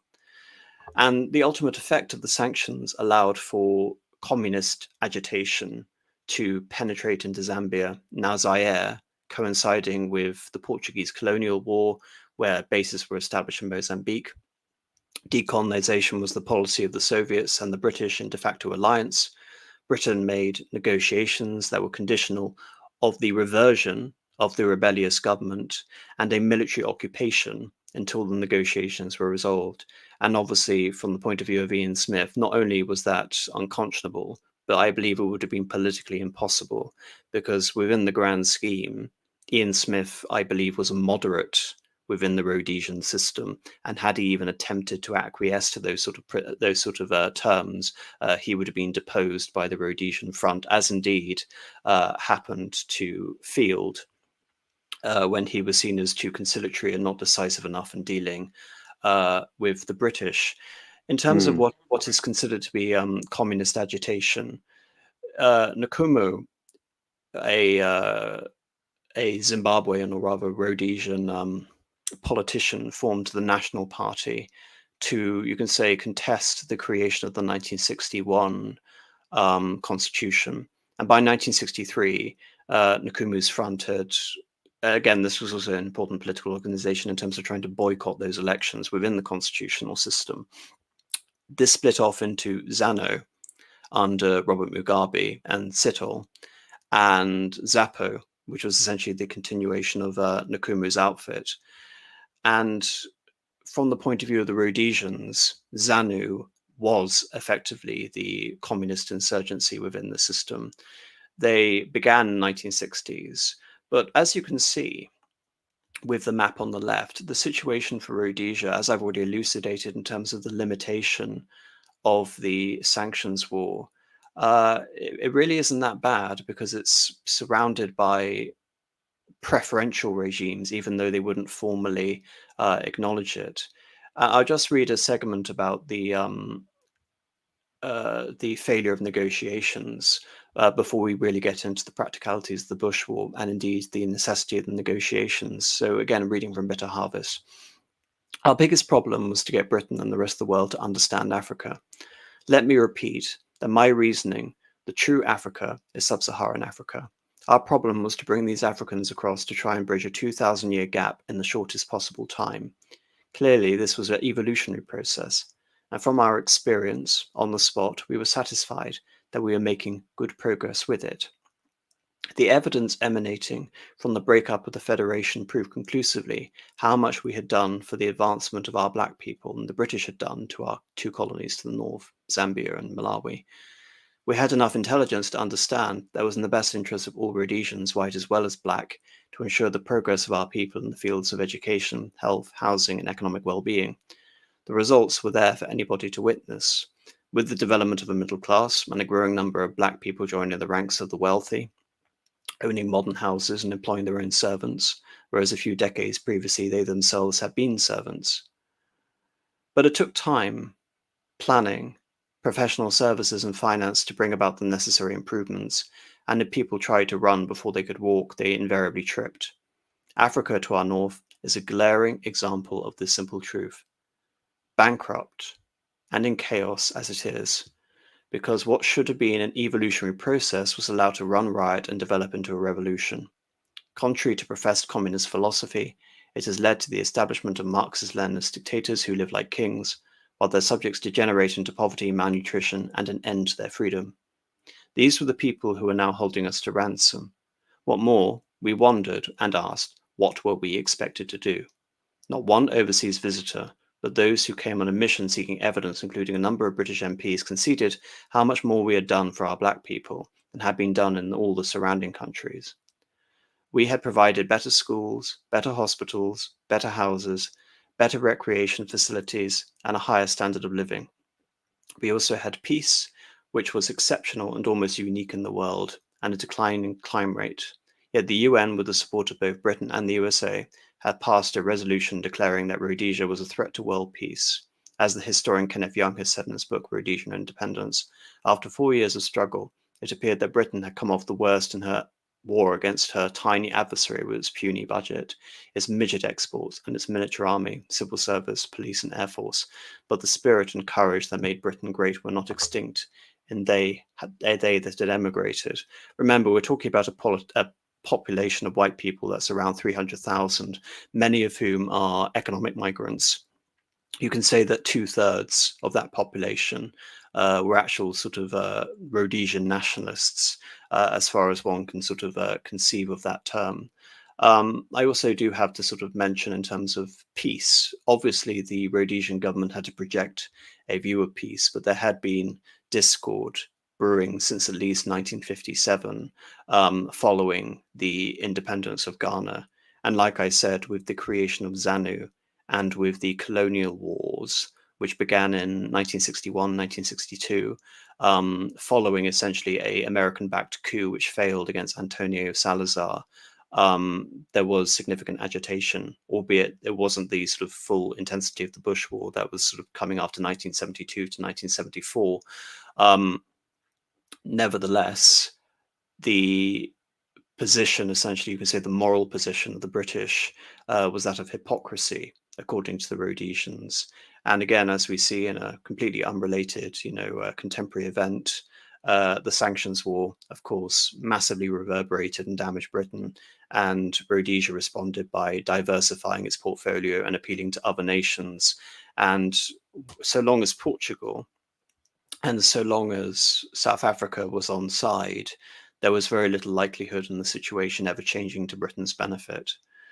After 6 years of failed negotiations, the sanctions war, and you can say completely bitter recriminations, in 1970, following the lead of South Africa, there was whatever existed between the psychic association between the Queen and her government proved inevitable, and Rhodesia became a republic.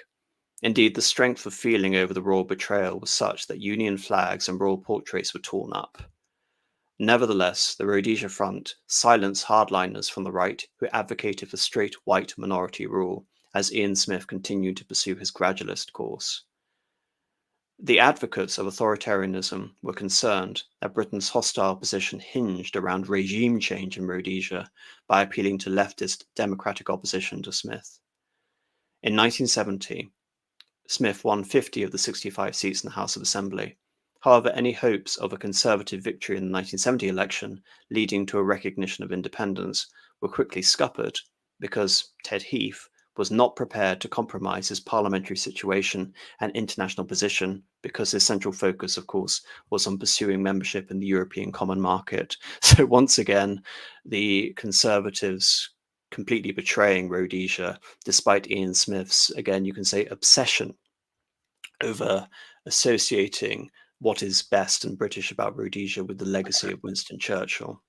That amazing notion that for conservatives in the Anglosphere, if you're slightly off centre, you simply can't be progressive enough to sort of fit into the agenda, and it's not a question of whether you will be betrayed or not, but when and how. And that was a great tragedy for obviously for Ian Smith and the Rhodesian elite writ large. But of course, the betrayal of the Conservative Party was nothing compared to the perceived betrayal of the Queen, and the Queen following the Commonwealth course in all things, which was completely hostile to the situation in Rhodesia. But again, the feeling, as with burning the Bibles over the Archbishop's intervention, the idea of taking down the royal portraits and tearing them up and removing the Union flags. And of course, Rhodesia changed its flag in response to this situation, which again was a tacit admission of defeat. Whereas in South Africa, who was the prime minister of that time, I think it was Hendrik Verwoerd, after the Winds of Change speech, it was very clear that the Afrikaner government, leading apartheid, were very happy to jettison the Queen because, of course, the memories of antipathy towards the British stemming from the Boer War and the relative sort of power shifting away from the British settlers towards the Afrikaners, and the idea essentially that any association with the Commonwealth would necessarily impugn the situation of our pursuance of our domestic policies within South Africa. So them rebuking the Queen and making a republic was of a whole sort of different nature than Rhodesia accepting the situation of the republic. For Rhodesia, it was a tacit admission of defeat, but you can say again, inevitable, because the Queen had to choose a side, and she chose a side of the Commonwealth, and of course, following the government, decided to effectively abandon the cause of Rhodesia as being more British than the British. In terms of understanding this, you can see on this map the importance of Portugal. Ian Smith was very much enamored of Salazar. He believed that Salazar's stroke and ultimate death were a great tragedy for Rhodesia. He believed had he lived just a few years longer, Rhodesia would have survived. And this was all essentially based on the idea that, funnily enough, unlike South Africa, which, again, Rhodesia theoretically could have joined in union in the 1920s, Portugal was ideologically closer to Rhodesia than South Africa, because Portugal was pursuing a policy, a pragmatic policy involving elements of Lusotropicalism. the idea that Portugal was a benevolent colonizer vis-a-vis the other European nations, and that there was a gradualist process towards integrating the populations of Guinea-Bissau, Angola, and Mozambique to becoming Portuguese within the whole system of the corporate National Assembly within Portugal. Again, for people who want to learn more about this, the Estado Novo stream is still up. The main difference, I believe, both were gradualist. Portugal essentially believed that the imperial structure would essentially become an integrated pluricontinental corporatist structure. In that sense, you can say Portugal was trying to exemplify the project of empire in a way that the British have fundamentally failed to do. They were holding on to the Portuguese empire, even at risk, say, for example, of going to war with India when India annexed Goa in the 1960s. So all of this is to say that it's obvious why Rhodesia would feel an affinity towards Portugal. There were, however, sort of major differences. One is that in Portugal, the whole basis of lusotropicalism was large degrees sort of based on miscegenation. And of course, with Germanic and sort of British white settler colonies, miscegenation wasn't nearly as prevalent as it was within the Spanish and the Portuguese empires. Very much more an Iberian phenomenon, for sure. Yeah, it's very much an Iberian phenomenon. There's also something to consider, which is the remarkable about turn, because so much of the Portuguese antipathy towards the British was over the violation of the pink map. And of course, the irony is, of course, that Rhodesia, despite, again, being a former British colony, actually in many ways represents a restoration of this idea of the pink map, because Rhodesia has been claimed as an ally of the Portuguese and an enemy of the British. Thereby, as you can see on this map, there is now a tract of land connecting Mozambique through South Africa and the Panhandle to Angola. So the dreams of the Portuguese nationalists have been achieved by the UDI, funnily enough. But of course, this wasn't to last, because you had the Carnation Revolution in 1974, where a leftist clique of military officers deposed the Estado Novo regime and very quickly accelerated the process of decolonization. Now, the effect of this was that there was a civil war in Angola. Angola was then subject to a Cuban intervention, and Mozambique again became independent, joined in with its cause with Zambia, and in fact, Mozambique declared war on Rhodesia. I emphasized earlier the essential sort of strategic value of the Bulawayo Beira transport link, and effectively Beira being the unofficial port to nominally landlocked Rhodesia. So the loss of Beira was fundamentally significant in terms of Rhodesia being able to perpetuate the continuity of its government. But of course, it was also a major ideological blow, because Estado Novo was much closer to Rhodesia in political alignment.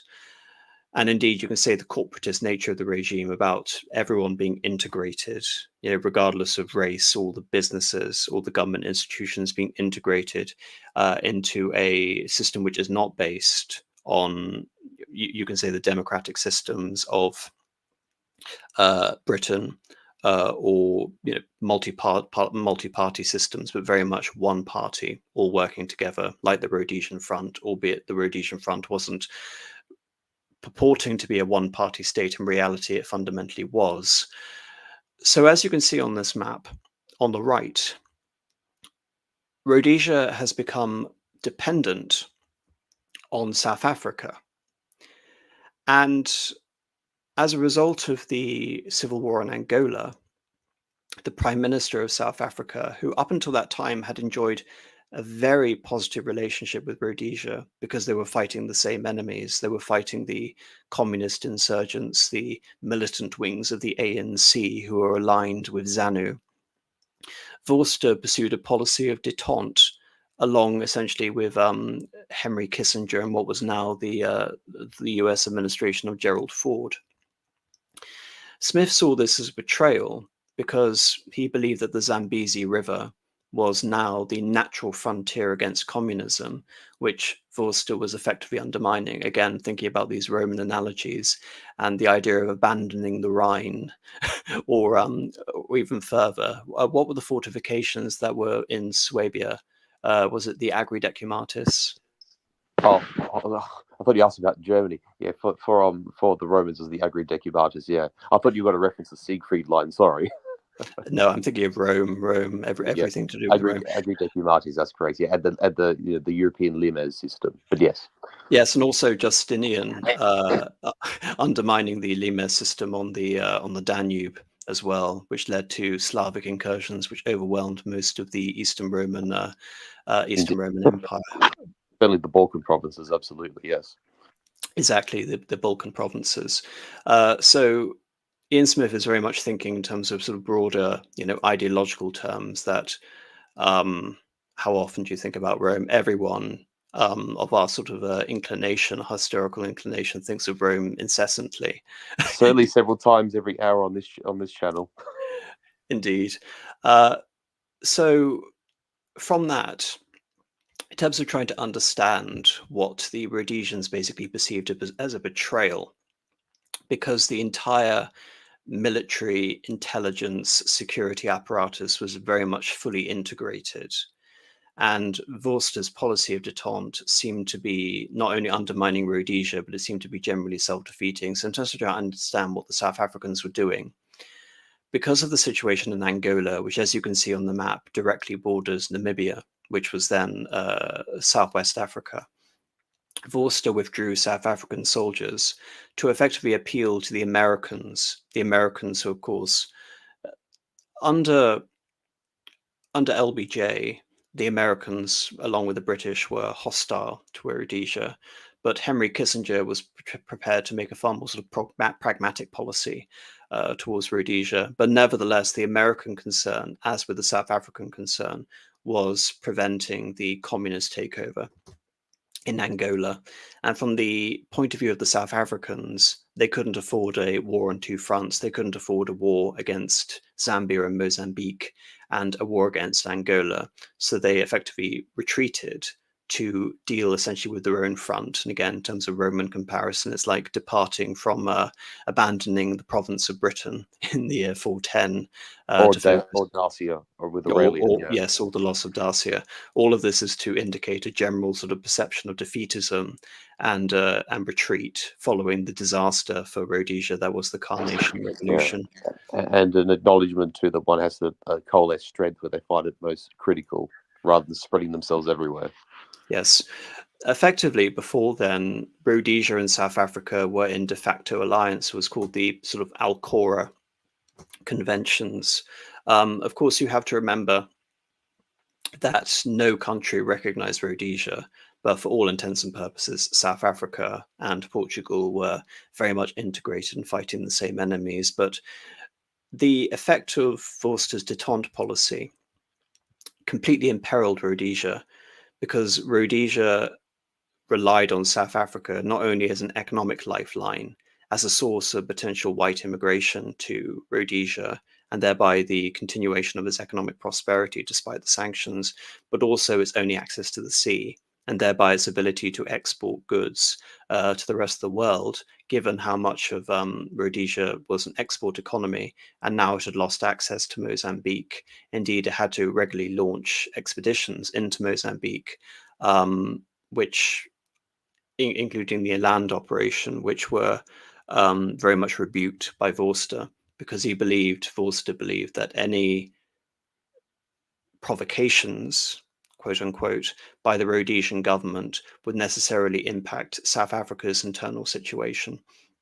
And of course, this wasn't helped by the fact that as the escalation was continuing in terms of the Bush War from 1973 onwards, that the very effective Rhodesian army, again basing this off the tiny size, which again was actually having to rely significantly among the black population, which Ian Smith again used as justification for the harmonious nature of the Rhodesian regime, were having to resort to things such as the use of poison gas, which seems to be the sort of single issue which people tend to focus on in terms of demonizing the Rhodesian regime, that they were effectively using bioweapons against the guerrillas and terrorists. And Ian Smith would respond by saying that by far the majority of the victims of the Bush War were depoliticized blacks, and that white Rhodesians were actually relatively less affected, partly because there's so few of them. But we're talking about sort of thousands of Rhodesians being killed versus tens of thousands of blacks being killed. And because of the situation and the severity of the Bush War, like what we saw with the colonial war in Portugal, the Rhodesians had to rely on mass conscription. Up to one point, everyone above the age of 17 had to be conscripted into the Rhodesian army. And the way to counter that, again, the situation in Portugal was facing the same situation up until 1974, was preventing white emigration. But now that we have Vorster's détente, everything essentially has been set adrift. And the implications of Vorster's détente focused around a series of ways in order to end the sanctions war, i.e., from the point of view of South Africa, allowing Rhodesia to exist in an amicable status to South Africa, but no longer as a diplomatic pariah and a liability. I mentioned with the 1961 Constitution the idea of it being readily acceptable to foreign international opinion, the idea that Ian Smith believed that because the 1961 Constitution was legally accepted by the British, they had to abide by it.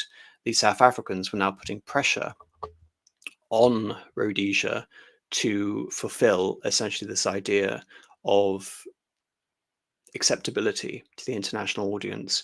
And so they organized the Victoria Falls Conference, which was in part to achieve this, but also a way of trying to achieve a ceasefire between ZANU, and the Rhodesian government.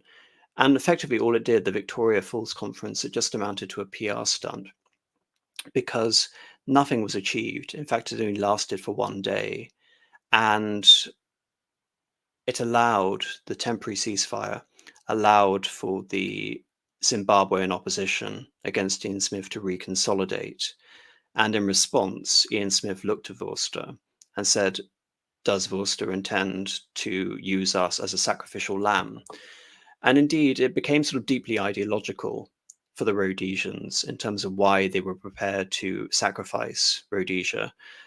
The belief essentially was on the perpetuation of the system of apartheid, i.e., if we can pursue a pro-American foreign policy in Africa, the rest of the world will allow us to maintain the policy of apartheid so long as we fight communism, we fight the Cuban insurgents. Of course, Ian Smith vilified apartheid. Many people have tried to claim that Cecil Rhodes was the originator of the policy of apartheid, but Ian Smith fundamentally sort of rebuked that entire idea, believing that Rhodesia was Africa. It was real Africa. It is the white population integrated with the black population, and that the system of apartheid established basically an ivory tower for the white population in South Africa, whereby they were no longer having to interact and deal with Africa, having essentially created the system of Bantustans, which would essentially, for the South Africans, lead to the prospect of eventual independence. For Rhodesia, Rhodesia essentially was claimed to be multiracial based on all the caveats that we've essentially provided. And one of the accusations made against Vorster was, are you withdrawing these troops because you believe that the South African soldiers will not defend a system which is not essentially equivalent of that of apartheid? So for Rhodesia, they were stuck in the worst of all worlds in terms of policy. From Ian Smith's point of view, in terms of relations with South Africa, they weren't seen as right-wing enough, to which they were pursuing permanent white minoritarian rule exorcising the blacks from the government within Rhodesia and the institutions, by example, removing the districts. Yet, of course, they weren't pursuing the policy of one man, one vote and black majoritarian rule, which made them a pariah in the eyes of everyone else. So now that Portugal is gone, essentially Rhodesia ideologically, as this sort of last bastion, you can say, of the old sort of mantras of the British Empire, the notion of the tribal alliances and the protectorates, white sort of colonial areas, restricted franchise, all of these sort of things were now completely anathema to everyone in the world, which is ultimately the tragedy of Rhodesia. Marcus? Indeed, yeah. And also too, again, we have touched on this sort of previously, but this sort of idea that many aspects of Rhodesia were sort of like hearkening to the past, whether it's their identity to Britain, being staunchly sort of pro-monarchy, the idea that you could have a stratified society, even though there were alterations in that belief, as the years sort of wore on, at least to an extent. But no compromise solution was really permissible. Basically, Rhodesia as was had to vanish one way or another.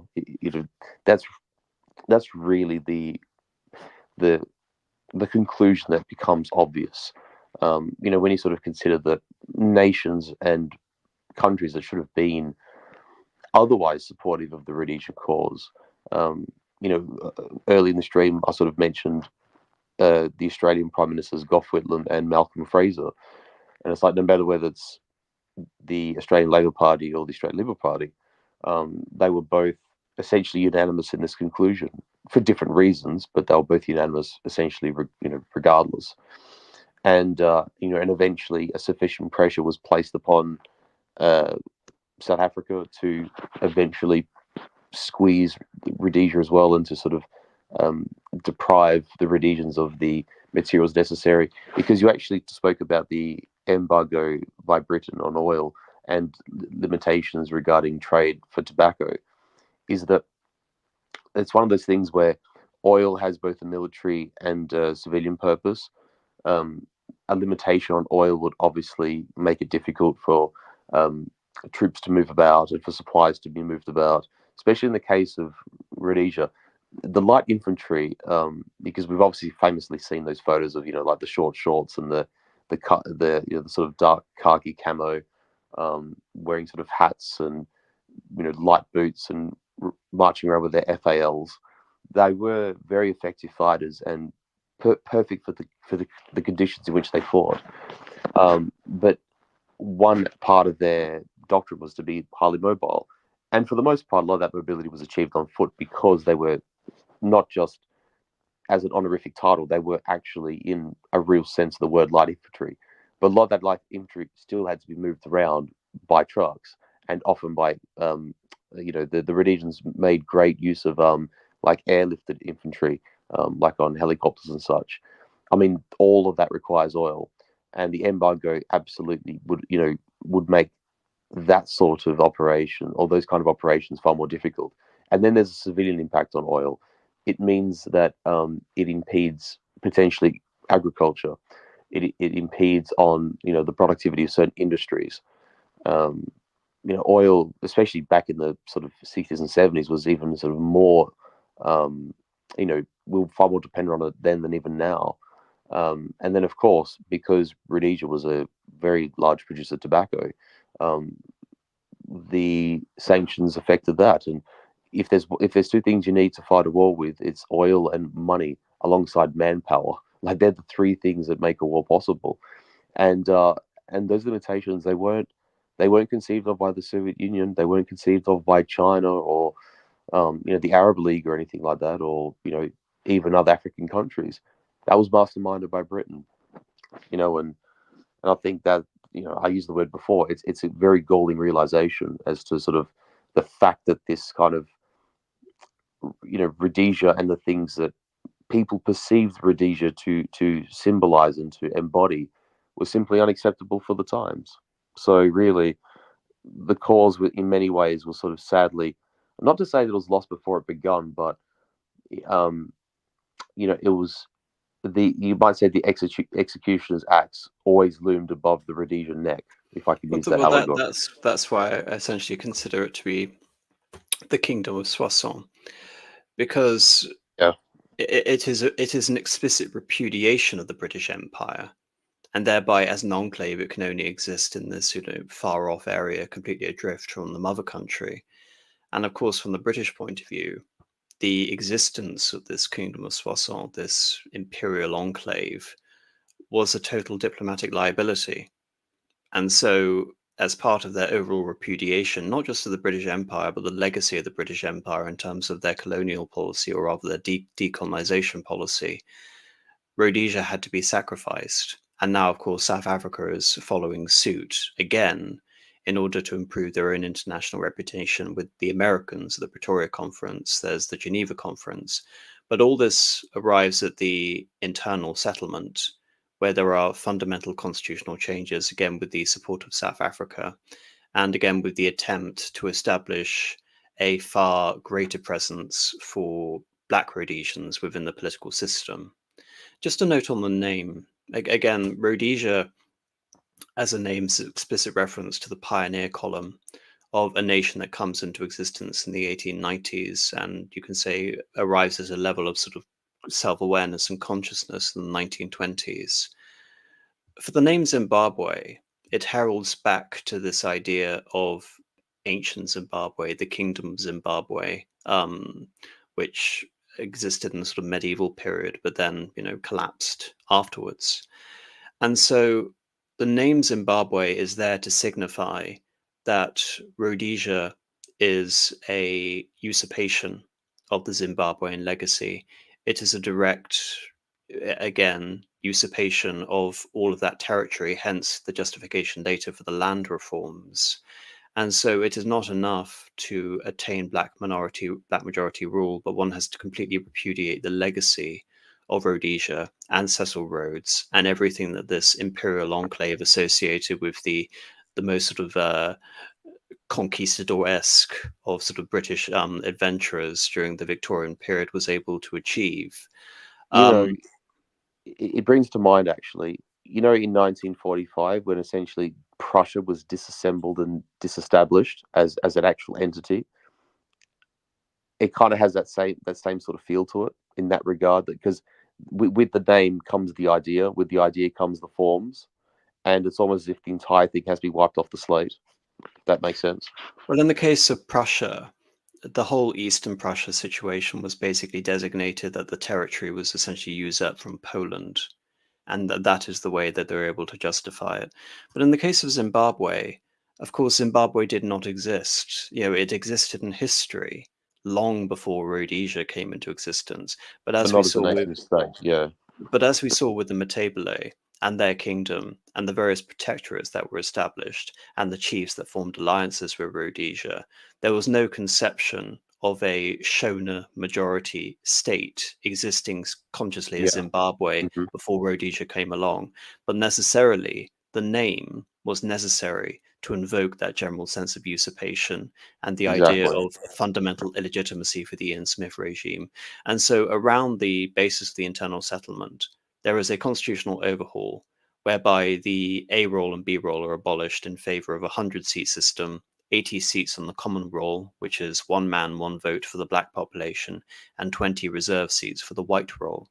But when Abel Muzarewa in the center, the bishop, becomes PM under the internal settlement, even the name immediately has to change. But first, the compromise of Rhodesia, Zimbabwe. There is essentially an exception. There are two nations now. One is the black nation, which is Zimbabwe, and one is the white nation, Rhodesia. Zimbabwe represented with 80 seats, and Rhodesia now represented with 20 seats. And of course, even the subtle name change, the recognition of two nations, in many ways, you can say, invalidates the whole Rhodesian concept. Because if Rhodesia now is to be associated with, white minoritarian rule, and given the fundamental imbalance, we're talking, 7% whites versus 93% blacks, already Ian Smith's project essentially of building that fraternalism between blacks and whites and gradual transition towards black majority rule based on the principles of the British Empire and Cecil Rhodes, all of that has already been abolished.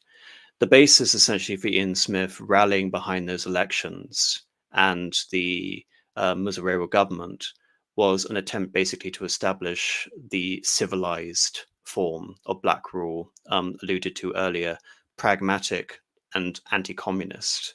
But nevertheless, because the ZANU and because Mugabe, ZAPU were prescribed under the system, even though that there was actually quite a significant turnout in these elections in 1979, there was no international backing for it.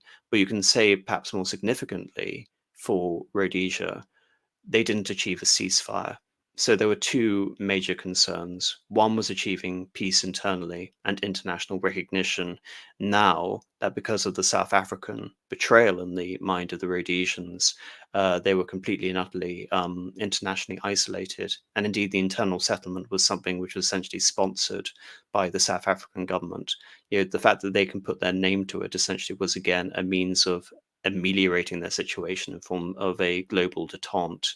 But for Ian Smith, his objective was not only to ensure a continuity of the government institutions and prevent basically, economic and political bedlam, but he was also attempting to prevent massive white emigration, i.e. he wanted to preserve the white population within Rhodesia. He didn't want mass emigration to South Africa and Britain. He wanted to preserve, you can say, that rooted link, that continuity of existence with the original pioneers. And so as long as the war went on, more white people emigrated and more of them were also being killed in the war. So it almost became an existential crisis and again a tragedy that in order for Rhodesia to survive, Rhodesia must abolish itself.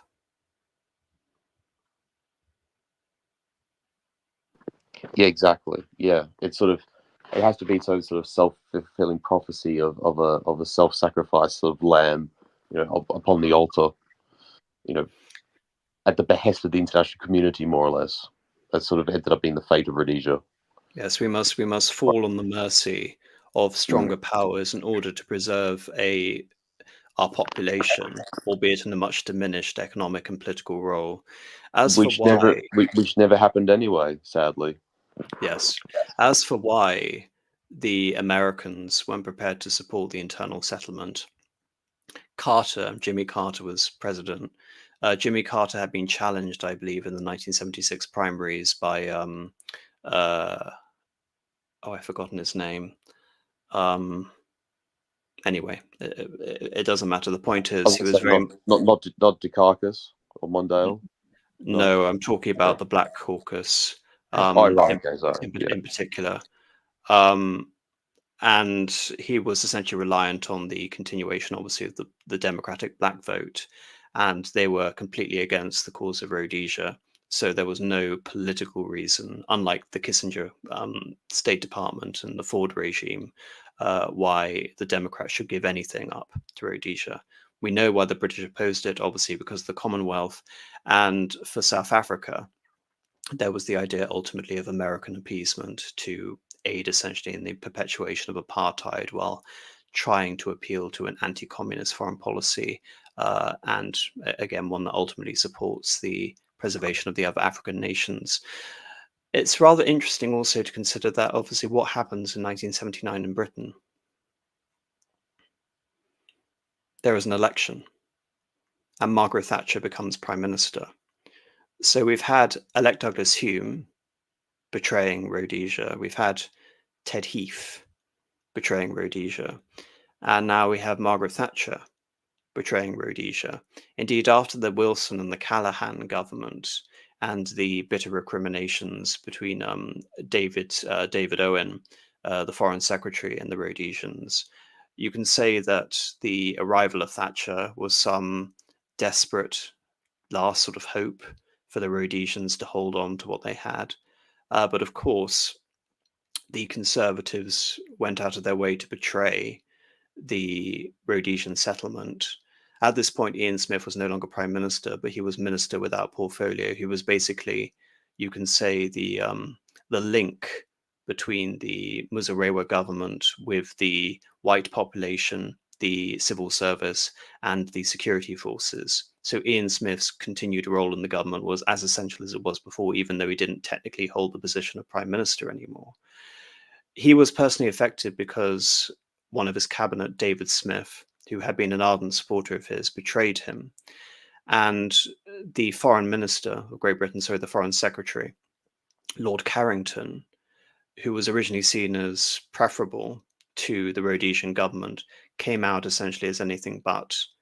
And of course, the official who was sent over to deal with the Rhodesian situation and the transition to majority rule, in an ultimate irony that seemed to be permanently lost on Ian Smith, was one Christopher Soames, who was the son-in-law of Churchill. So it's only appropriate that after the lionization and attempt essentially to woo the British public over to the cause of Rhodesia by appealing to the legacy of Winston Churchill as the fighter off against, defender against fascism on the one hand, and liberty of the British and the defense of the British Empire and British values, that the ultimate death knell of Zimbabwe, Rhodesia, was delivered as a result of the intervention of one Christopher Soames, who was the son-in-law of Churchill. But I even was going though to say that being the direction of the dagger in the heart, there's a real bitter irony in that for Rhodesians. yes, essentially the British tried to reassure the Rhodesians that with the participation of ZANU and the attempt at creating a ceasefire with Robert Mugabe, that there would still be a concerted effort to keep Mugabe out of government. And essentially the British believed that that could be possible, or at least they tried to convince the Rhodesians, Thatcher did, that Mugabe could be kept out of power by democratic means. Whereas Smith believed that it was impossible due to voter intimidation and the ability of Mugabe to radicalize and mobilize the population, which is a consistent feature of the Mugabe regime, his ability to intimidate and gerrymander populations into voting for ZANU-PF. So, and also political coercion amongst sort of like various elements of the political spectrum of the country that didn't necessarily agree with him, but he sort of brought them to heel regardless. From Ian Smith's point of view also, figures such as Nkomo and even Muzorewa, the acceptable black prime minister, Nkrumah essentially had been completely sort of superseded by Mugabe, and Muzorewa was effectively incompetent, even though he had essentially won the sponsored elections back in 1979. He effectively lost all of his seats to Mugabe in the 1980 election. And against all of the British pressure and hopes that Mugabe essentially would be kept out of power, Mugabe was sworn into power. And I also believe that there was really no other way, because if Mugabe hadn't been elected in 1980, the war would have gone on regardless, and many Commonwealth nations would not have accepted the viability of the results, even though Mugabe won as many votes as he did, in part due to gerrymandering and intimidations of violence. So in part he won as a result of violent means, but necessarily Mugabe was far more moderate than a lot of people expected. Part of the Lancaster House deal essentially preserved the constitution established by the internal settlement, and also forbade Mugabe on pursuing a radical process of land reform, lest essentially all of the financial commitments, contributions from Western powers be cut off in Rhodesia. So even though it would seem disastrous, the situation for the white Rhodesians, Ian Smith continued on in government. Like I said, he remained that link with the Muzorewa premiership.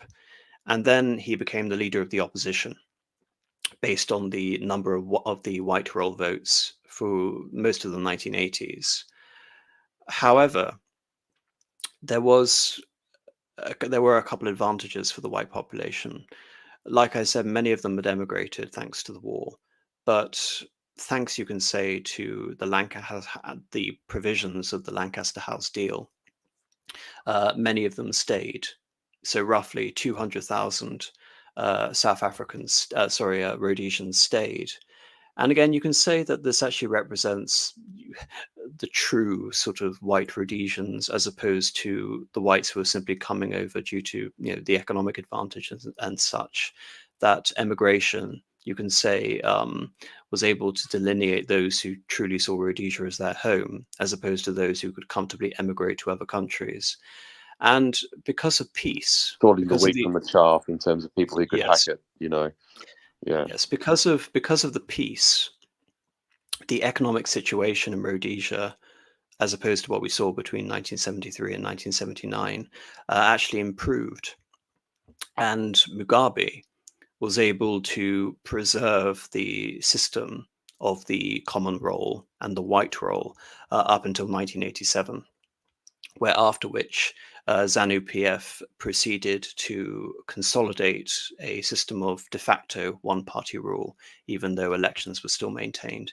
And to finish off tonight's very long episode, I'm going to be reading a very sort of short, I mean, it's an international affairs sort of bulletin. It's not really an academic article, but it does a lot in terms of quickly summarizing this, albeit it was written in 2009. So 8 years ultimately before Mugabe was deposed. And now, of course, Mugabe is dead. But this is Sue Onslow on the wasted riches. When Britain and neighboring African states finally managed to persuade all factions to attend a constitutional conference in 1979, the three leaders in the war, Robert Mugabe of ZANU, Nkomo of ZAPU, and Abel Muzorewa, leader of the Government of National Unity, did so because each believed that his side could win through the electoral process. If electoral victory was not achievable, each believed that the option of force remained, and again, each believed he could win. However, given the lack of decisive military victories by any side, the political transition to Zimbabwean independence in April of 1980 was necessarily a pragmatic compromise. ZANU-PF won the first election, and Mugabe came to power. Just for note, he won 57 seats and 60% of the vote. But the negotiated compromises prevented him from fully implementing certain policies that had been central to the war. Land, the most salient cause behind the Chimurenga, or the liberation war for rural communities, although not for the ZANU-PF leadership, would not be swiftly returned to the Zimbabwean people. Again, emphasis on returned, this idea of Rhodesia as a usurpation. Again, I wonder when it comes to all these words with all of these dramatic assumptions, whether the people writing this are just sort of passively writing this, or they're invested in terms of the implications of what something like returned to the Zimbabwean people really implies. Conscious or subconscious decision making regarding the lexicon they use. I'm kind of inclined to agree that it's an interesting thing indeed. Whether they mean it as a matter of course, or whether it's just a matter of their worldview and they just sort of write it as such because it's like a subliminal belief. Land redistribution was resolved on the basis of willing buyer, willing seller, which protected private property rights rather than nationalization or state sequestration. Although land reform was backed by substantial British and deliberately unspecified American funding, Britain, South Africa, and the Rhodesian Zimbabwe business community were concerned about how to prevent white flight and economic breakdown of the country by providing guarantees to white business and agricultural communities. The first decade of Zimbabwe's independence following Mugabe's election in 1980 appeared to be a multiracial success story. Like I said, I've explained why that is the case, and it very much is owed to the fact that the Lancaster House deal effectively allowed for a return of international capital and a abolition of the sanctions, and indeed the fact that Mugabe's ascent and consolidation of power was gradual. Like I said, it didn't really begin in earnest until 1987. However, the reality was uglier. The culture of violence was a learned experience for the border Zimbabwean population, and the sharp memories of civil war in the 1970s had a direct bearing on responses to the renewed political violence in the 1980s. Moreover, the emergency legislation the regime faced enormous challenges of how to demobilize and reintegrate vast numbers of poorly educated, unskilled young men into a peacetime economy. In addition, some of these young men were partisans of Nkomo ZAPU and former members of ZIPRA, which was the militant wing of ZAPU. Mugabe repeatedly sent the notorious North Korean-trained 5th Brigade, answerable only to Mugabe himself, into the Matabaland in the southwest of the country's ZAPU regional base to attack former ZIPRA combatants and suppress any possible sympathy for their grievances with their leader, with the wider Ndebele community. Again, Mugabe is a Shona, and it represented some 80% of the population within now Zimbabwe. And so not only do we have the political conflicts between those who effectively had formed a schism against Mugabe, or rather, more accurately to say, Mugabe formed a schism with Nkomo. We also see the revitalization of these ethnic conflicts, something again that Ian Smith was able to point to and say, we have maintained the traditional tribal structures in an attempt essentially to sustain a peace. And of course, there is a reason why Ian Smith in his autobiography is appealing directly to the Shona people, because essentially it's a way of trying to delegitimate Mugabe, who was using the Shona people essentially to attack the other minorities while denying them a form of decentralization. Mugabe was able to present the ZAPU dissidents as stooges manipulated by a racially oppressive apartheid regime in South Africa, whose own separate campaign of counterinsurgency and destabilization of its black neighbors played into Mugabe's hands. Again, the irony, of course, that having jettisoned Rhodesia in an attempt to essentially stabilize their frontier, that the continuation of the policy of apartheid indeed was helping to consolidate and stabilize Mugabe's regime, essentially as effectively anti-apartheid and pro-Zimbabwean sovereignty. The brutal experience of the so-called Gukarundi, the rain that washes away the chaff campaign, lasted from 82 to 87 and resulted in the deaths of approximately 10 to 20,000 Ndebele and the violent intimidation of a far wider portion of that community. The horrific scene, built on the learned political culture of the guerrilla war. By the late 1980s, Mugabe had succeeded in nullifying his own substantial African opponents, as ZAPU leaders had little option but to sign the Unity Pact that gave Mugabe and ZANU-PF a one-party state. For their part, political dissidents learned the high price that they were likely to pay for any future opposition to the regime. The early violent suppression of political dissent bears a strong resemblance to today's state-sponsored violence against MDC supporters, but the men of the Gukarundi campaign have proved a vital restraining factor in the Ndebele community's response to brutality.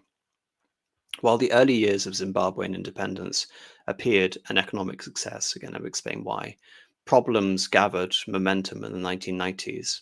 Two severe droughts hit domestic food production. In the early 1990s, the finding of the Presidential Commission emphasized the superior staple food productivity and subsistent farming sector, convincing Mugabe of the need for accelerated land reform. The white-dominated commercial farming lobby missed a key opportunity here in its resistance to accelerated land transfers. In addition to the problems in the agricultural sector, Zimbabwe's structural adjustment program exacerbated the country's microeconomic problems. Economic liberalism worsened income inequalities rather than resolving them. Zimbabwe's economic problems, mounted with rising unemployment, compounded by economic and financial mismanagement and poor policy choices. By 1999, a growing political opposition to ZANU-PF's management of the economy led to the formation of the MDC under union leader Morgan Tsvangirai, at a time when the land issue was becoming increasingly explosive. Just for reference, I think it was in 2008 that Morgan Tsvangirai won a plurality of the votes, only to have a second round in which Mugabe won.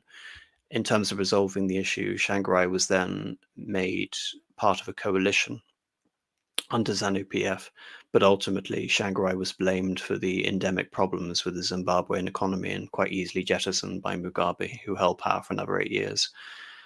Three events may have pushed Robert Mugabe's government towards compulsory land seizures. The first was the meeting between Mugabe and British Prime Minister Tony Blair in 1997. This meeting was apparently so acrimonious that Mugabe immediately returned to Zimbabwe and announced his government intention to expropriate 1,791 farms, mainly but not exclusively owned by white farmers, even though some of these farms had been purchased after 1980 with explicit guarantees from Mugabe's government against expropriation.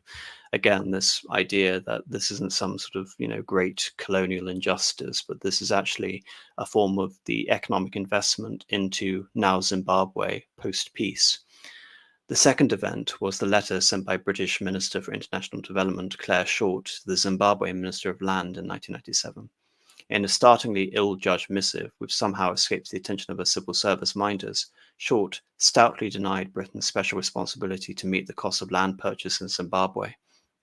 The letter, which was read out loud by Mugabe at the ZANU-PF Party Congress, appeared to be both denying Britain's imperial responsibility, while also demanding Britain verification to ensure the process was completely open and transparent, including the establishment of a proper land register. It follows from this that as a program of rapid land acquisition, as you know, seems to envisage, would be impossible for us to support. The third problem was the widening social inequality brought around by the impoverishment of Mugabe's political base in the rural areas. So-called war veteran groups began pressing for land redistribution and initiated the occupation of white-owned farms. Caught off guard and unable to pay the war veterans their pension entitlements because of financial profligacy, Mugabe decided to ride the tiger of land occupations, despite the government's declared program of careful implementation of land reform. Armed groups of Mugabe supporters invaded many white-owned farms in a process that rapidly unraveled into chaotic scenes involving violence, massive upheaval of black Zimbabweans, rural communities, nepotism, and disintegration of a once vibrant sector of the economy. Zimbabwe's economic and political problems began to multiply at the start of 2000, further compounded by the burden of the costly intervention of the 11,000 troops in the Congo War. Intent on reasserting his credentials as an indispensable and successful revolutionary leader, Mugabe reverted to a more revolutionary language, in particular the need to complete the liberation struggle through the redistribution of land. Just as patriotic whiteness had been the order of the day during the Smith regime, now patriotic blackness was asserted with its overtly racial foundations, and the ruling party equated patriotism with membership of the party. Mugabe and his surrogates vilified hostile imperialist forces for stimulating domestic opposition and criticism of Zimbabwe's domestic affairs. As the economy appeared to go into freefall, the MDC's political challenge mounted. The response of Mugabe and ZANU-PF was to manipulate legislative and presidential elections to ensure the triumph of ZANU-PF. Why was Mugabe so attached to the importance and charade of elections? The expectation or explanation lies in the question of legitimacy. Zimbabwe had become a soft state. At independence, it possessed strong institutions, democratic structures, an independent judiciary, a competent civil service, a vibrant media, a politicized electorate, and the second most developed infrastructure, the most diversified economy in the region. By the late 1990s, power increasingly rested on patrimonial relationships that substituted for democratic accountability as the source of political legitimacy. A network of rent-seeking behavior emerged, while the politicization of the state security apparatus became embedded in the structures and practices of the nation. To reference Dr. Martin Rapia, Zimbabwe has undergone not so much the politicization of the army as it has the militarization of the state. Any democratic transfer of power threatens privileged access to state resources, and as we saw with Managua, there was an ongoing succession struggle between Grace Mugabe and effectively Mugabe's chief henchman in the form of Managua, and ultimately the succession struggle was won, and ZANU-PF remains in power, and again not through some form of democratic means. So everything that Ian Smith essentially tried to achieve was undone within the space of 20 years. And of course, Ian Smith was alive to see all of this happen. The image I have up here is the grave of Cecil Rhodes at the World's View in Rhodesia. And I only think it's appropriate just to leave off this conversation focusing on this as a memorial of the nation in this remarkably sort of somber and desolate, yet also beautiful landscape, and see the grave of Rhodes also as the grave of Rhodesia, and everything that Rhodes sought to create, but also what Ian Smith attempted to interpret and preserve in the form of Rhodesia by attempting to preserve an element of civilization, which was subsequently destroyed.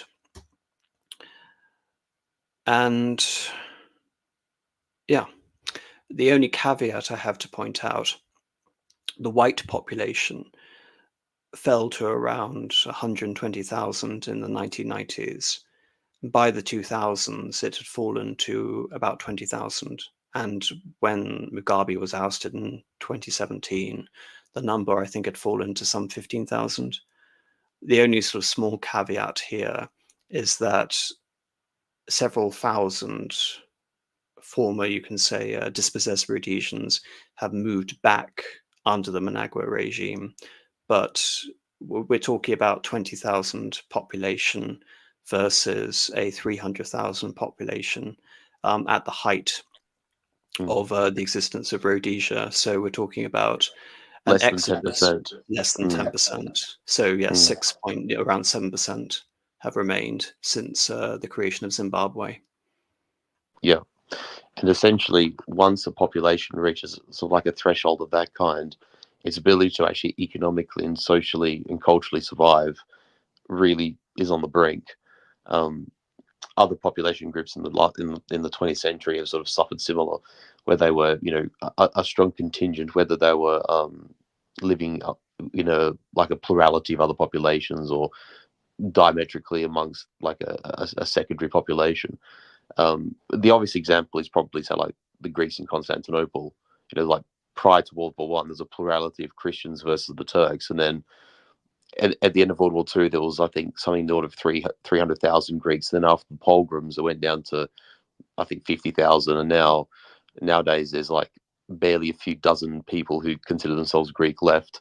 Once a population hits a threshold, they are unable to sustain themselves. And really, the white legacy stock population of Rhodesia is almost at that point, and it's very sad for anyone who appreciates the story of Rhodesia and the nation that they built. And indeed, to think that the sort of Mugabe system was the indirect creation of the British, the Americans, and the South Africans. And of course, the irony, of course, of all of this is that despite that, not only did Mugabe advocate patriotic blackness and the eradication of the legacy of Rhodesia, which of course is completely consistent with communist principles, any sort of harkening back to the reactionary elements of the Ian Smith regime is necessarily impinging upon the ability to achieve a successful communist revolution. One needs to eradicate all of the reactionary historical contingents to impede the creation of a communist utopia. And but indeed, the perpetual demonization of it is necessary as well for that exact same reason. Lest it be returned. But there's also the idea that despite Britain's role and the betrayal of every government from Hume to Thatcher, Home to Thatcher, that in the end, the ultimate sort of vilification and justification of the siege mentality of Mugabe was directed against the British and the legacy of colonialism. So in all respects, having been more British than the British, Mugabe and his mission statement for Zimbabwe seemed to be in utter and total opposition to everything the British built and everything the British represented. Yes, exactly. Which is why I've called this stream "The Road to Oblivion." It is, it is a national assassination, if that makes sense. Yes, made all the worse by the fact that it's not just even an assassination by an enemy, but an assassination conspired, amongst erstwhile friends and literally kith and kin in this context. Obviously the Rhodesians have like an Afrikaner element to them, sort of in an ethnogenetic. What's the word we use? In a like an ethnogenesis sense, right? And that's also true to South Africa. But there's also a very strong English component, and probably that is more true of Rhodesia than it is of South Africa. And yet, it was Britain, and to an extent, America, the USA, and it was Australia and New Zealand and Canada that turned their back on Rhodesia, and in fact, you could say very much took an active part in placing the noose around Rhodesia's neck and pulling the rope. And that's an indictment on all of our countries in a very, very, true sense. Right, time to get on to the super chats. Osmo, who has been incredibly generous but hasn't left a message, but nevertheless I have to thank him, has sent, I believe that's 100 Australian dollars. So thank you very much, Osmo. That's very, very kind of you. Bravo, thank you, sir. And he sent that well in advance, so thank you. Lady of Shalott for 5 Australian dollars. Again, a lot of Aussie support today. Thank you, Marcus. Mugabe should have written a textbook on how to wreck a country, turn a breadbasket into a basket case in 10 easy steps. He destroyed Rhodesia.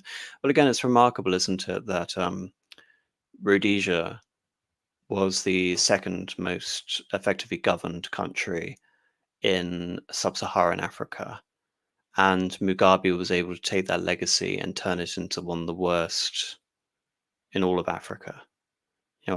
In terms of like what he was given, there's no comparison in terms of the scale of the decline, which is rather remarkable. And of course, Ian Smith feels completely and utterly vindicated. And the irony, of course, is in talking about this stream, I don't think this stream would even be possible in terms of the discourse if it weren't for the universal acceptance now. Apart from, it should be said, the US State Department, who praised Mugabe when he passed, it should be pointed out. With the exception of the US State Department, everyone has basically come to the realization that Mugabe's regime was a total disaster. And for that reason, Ian Smith, despite representing everything which is, like I said, antithetical to all the things we brought up in this stream, has been strangely vindicated. Not to the point that people would actually say it, but there is a tacit acknowledgement through silence, if nothing else. Bolero 393 for $5. By their fruits you shall know them. Rhodesia was the breadbasket of Southern Africa, and Zimbabwe now can't feed itself. Shameful, gay, post-World War II treachery. Indeed, but I also think that Rhodesia formed too late within the grand scheme of the British Empire. It was in the wrong place at the wrong time as far as a country is created. Had it been... Yeah. Sorry, go on. I think I'm going to say what I'm going to say, so go on.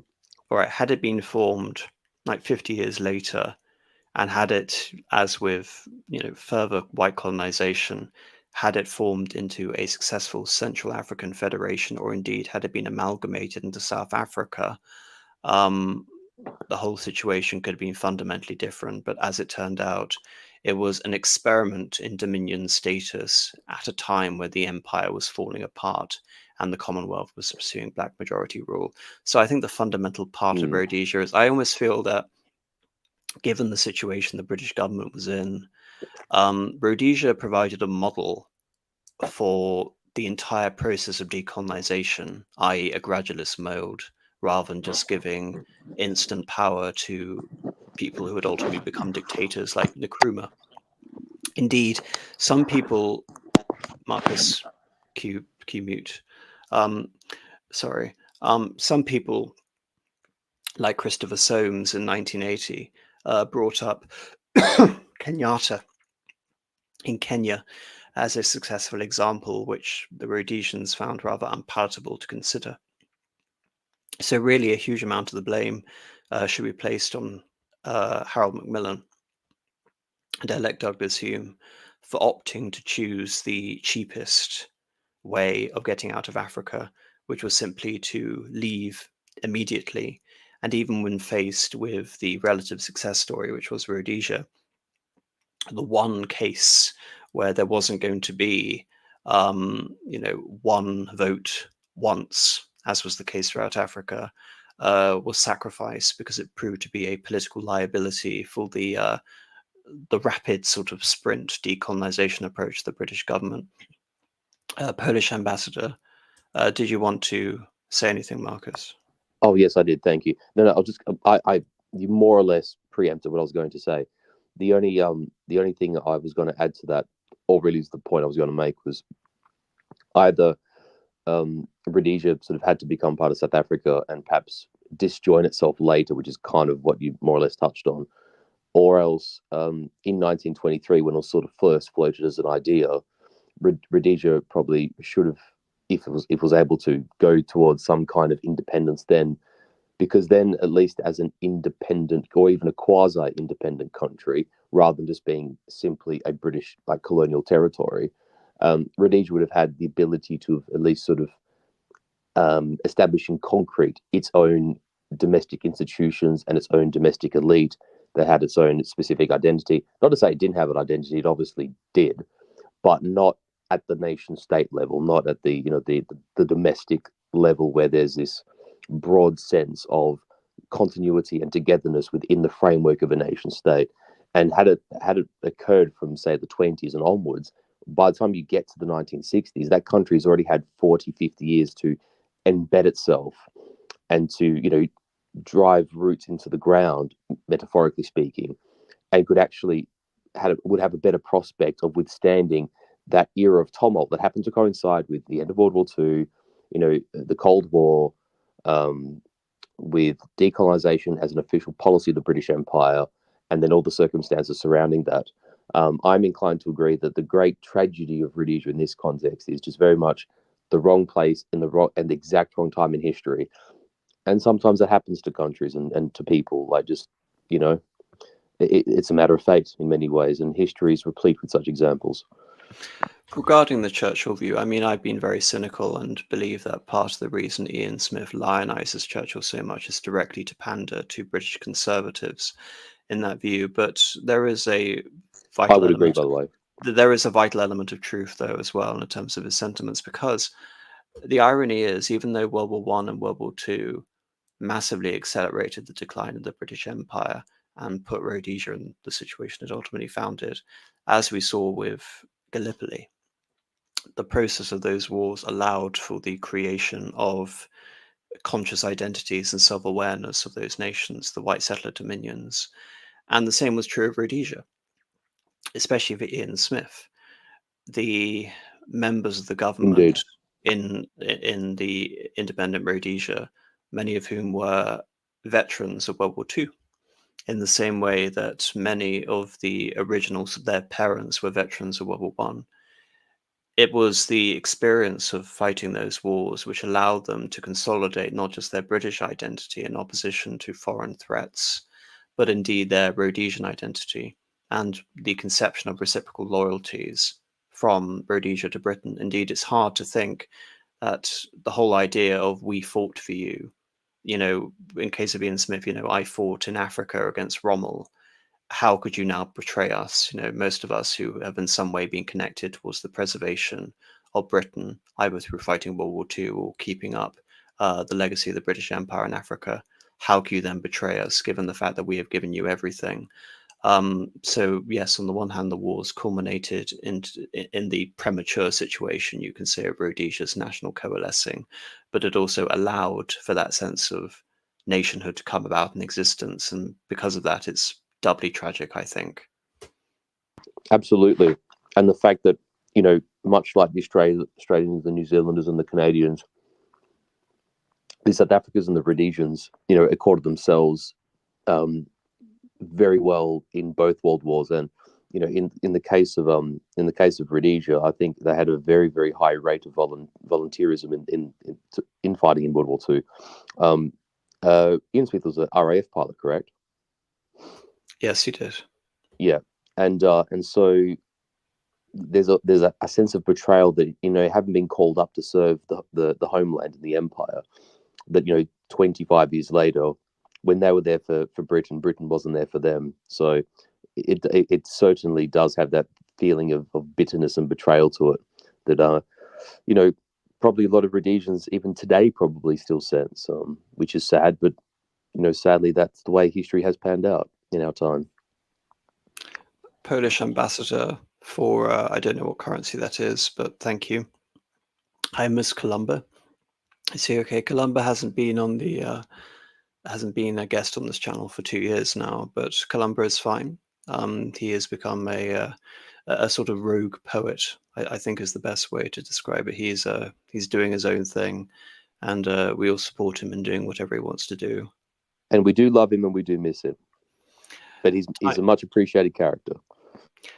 Time Stealer for £2. We say Zimbabwe now, don't we? Do we? Well, we have to, because, like I said, Rhodesia has, been consigned to oblivion. We don't really have any other option. The Bosman for $20. Thank you very much. Can't watch it tonight. We'll watch it in the morning. Just wanted to send this so let you know I love your content. Sending love from the US. Christ is King. Well, thank you very much, Bosman. Polish ambassador again. One day I'll become rich and will deluge you with a whole request for Polish history and Polish propaganda. You just wait. I'm taking over this channel. There is a Polish video on Semigog's channel if you want. That's probably all you're going to get, I'm afraid, regardless of how much money you intend to shower on me. But thank you regardless. The Eccentric Tripper. He says that, but we'll have to see what AM's actual limit is. But keep going, Polish. Sorry, AM, keep going. No, it's fine. The Eccentric Tripper for $5. I know you hate counterfactuals, but I'll ask them anyway. Say Rhodesia acquired nukes where they would be able to sit at the end of the bush. Well, I don't hate counterfactuals. You have to beware counterfactuals, lest they actually inform your reading of actual history. But you have to have an understanding of counterfactuals, because history is possibility as much as it is the events as they transpired. And you have to understand the mindset and the opportunities afforded to individuals. Otherwise, history becomes teleological and deterministic, and that isn't helpful. As for if they had nukes, I don't believe it would have affected anything at all. I think the South African situation with nukes proved that they weren't effective because South Africa fundamentally was fighting a guerrilla campaign. Like, the only reason why Israel possessing nukes is significant compared to South Africa is that Israel has the unconditional support of the United States, whereas in the 1980s, South Africa was being sanctioned by the United States. And ultimately, that led to de Klerk beginning the internal process of the abolition of apartheid. It wasn't Mandela who abolished apartheid. The National Party itself abolished apartheid. And then Mandela decided to destroy his own nukes. So I don't believe it would have made any any difference, essentially, because as we saw with de Klerk, Ian Smith decided on a peaceful route of transition rather than fighting to the last man. AGSJ for $5. We all love you, AM. We can give memberships on YouTube now. Lovely. Join the AM Discord, and I will start doing some. And there will be a link in the comments. Well, thank you very much. Marcus, is there anything you want to say before we end the stream? Well, interestingly enough, I kind of thought that this stream would be extensive, though not long, but we've still somehow managed to hit 4 hours, and I've actually been quite restrained tonight compared to what I'm usually like. I mean, not like we got talking about, the themes of Byzantium or anything like that, but no, I have to say it's one of those topics that I think holds a place in the heart of our circles for good reason. And I think within it also lies a number of lessons for us to sort of take on board regarding, the fate of a people, given, if it falls within a sort of specific circumstance, or is a country or people faced with specific sets of choices. Not that I think the Rhodesians particularly chose badly in any particular case, but as we sort of touched on towards the end of the video here, really just an unfortunate, a case of just Zimbabwe being in the wrong place, literally at the wrong time, amongst difficult circumstances that sort of made its survivability extremely fraught and difficult. And also, because Rhodesia essentially is a non-existent country now, it's been sort of supplanted by the construction of Zimbabwe. It is important that there's a recollection from a standpoint of historicity, and that a country like Rhodesia lives on in our sort of civilizational memory. Is Rhodesia ancient Athens? No. But Rhodesia is still an important factor, certainly amongst the Anglosphere and certainly within modern history. Rhodesia is a country, to some degree, probably a little bit like Australia, has punched well above its weight in terms of its size and its capabilities and its infrastructure and what have you, and its population. And as such, Rhodesia has produced a great people. That have been extremely tough and resourceful, have been courageous, were tenacious, fought for their homeland with great gallantry, and the Rhodesian people ought to be applauded for it. And and Rhodesians now, there are obviously a few thousand who still live in Zimbabwe today. There are many who have uprooted and gone to South Africa. Not that South Africa is much better nowadays. And there are a great number of Rhodesians who live in places such as the United Kingdom and Australia and, North America as well, but particularly Australia and the United Kingdom. And, and for them, it's a memory that they often, in most cases, treasure and hold on to, and rightfully so. And hopefully the memory of the state of Rhodesia and its people and its culture lives on for a very, very long time, hopefully in perpetuity. So on that basis, I am glad we did the stream. I'm wonderfully delighted that you asked me to come back. It's been a long time for us. And despite the depressing nature of this stream, I have thoroughly enjoyed it, and it's good to be back. So thank you, Apostolic Majesty. Much appreciated. Well, thank you, Marcus, for coming. But of course, it wouldn't be a stream with me if it isn't thoroughly depressing. Hardly. It's just we pick difficult topics. Otherwise, it wouldn't be challenging for us, right? Yeah, well, my mantra is history is nothing but a long defeat, so a long series of defeats. So it's only appropriate, isn't it? Dylan 1908 for €6.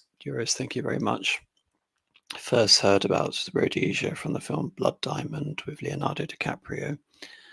This is a great stream about it, and I'll enjoy rewatching it. Thank you. I do hope you enjoy rewatching it, but I don't know, maybe that film has done a service by making people realize that Rhodesia existed. I don't know. And TCOG for $20. Thank you very much. It just says thank you for the stream. All right. Thank you very much. I hope everyone isn't too depressed by it. Thank you again, Marcus, and good night. Thank you and goodbye.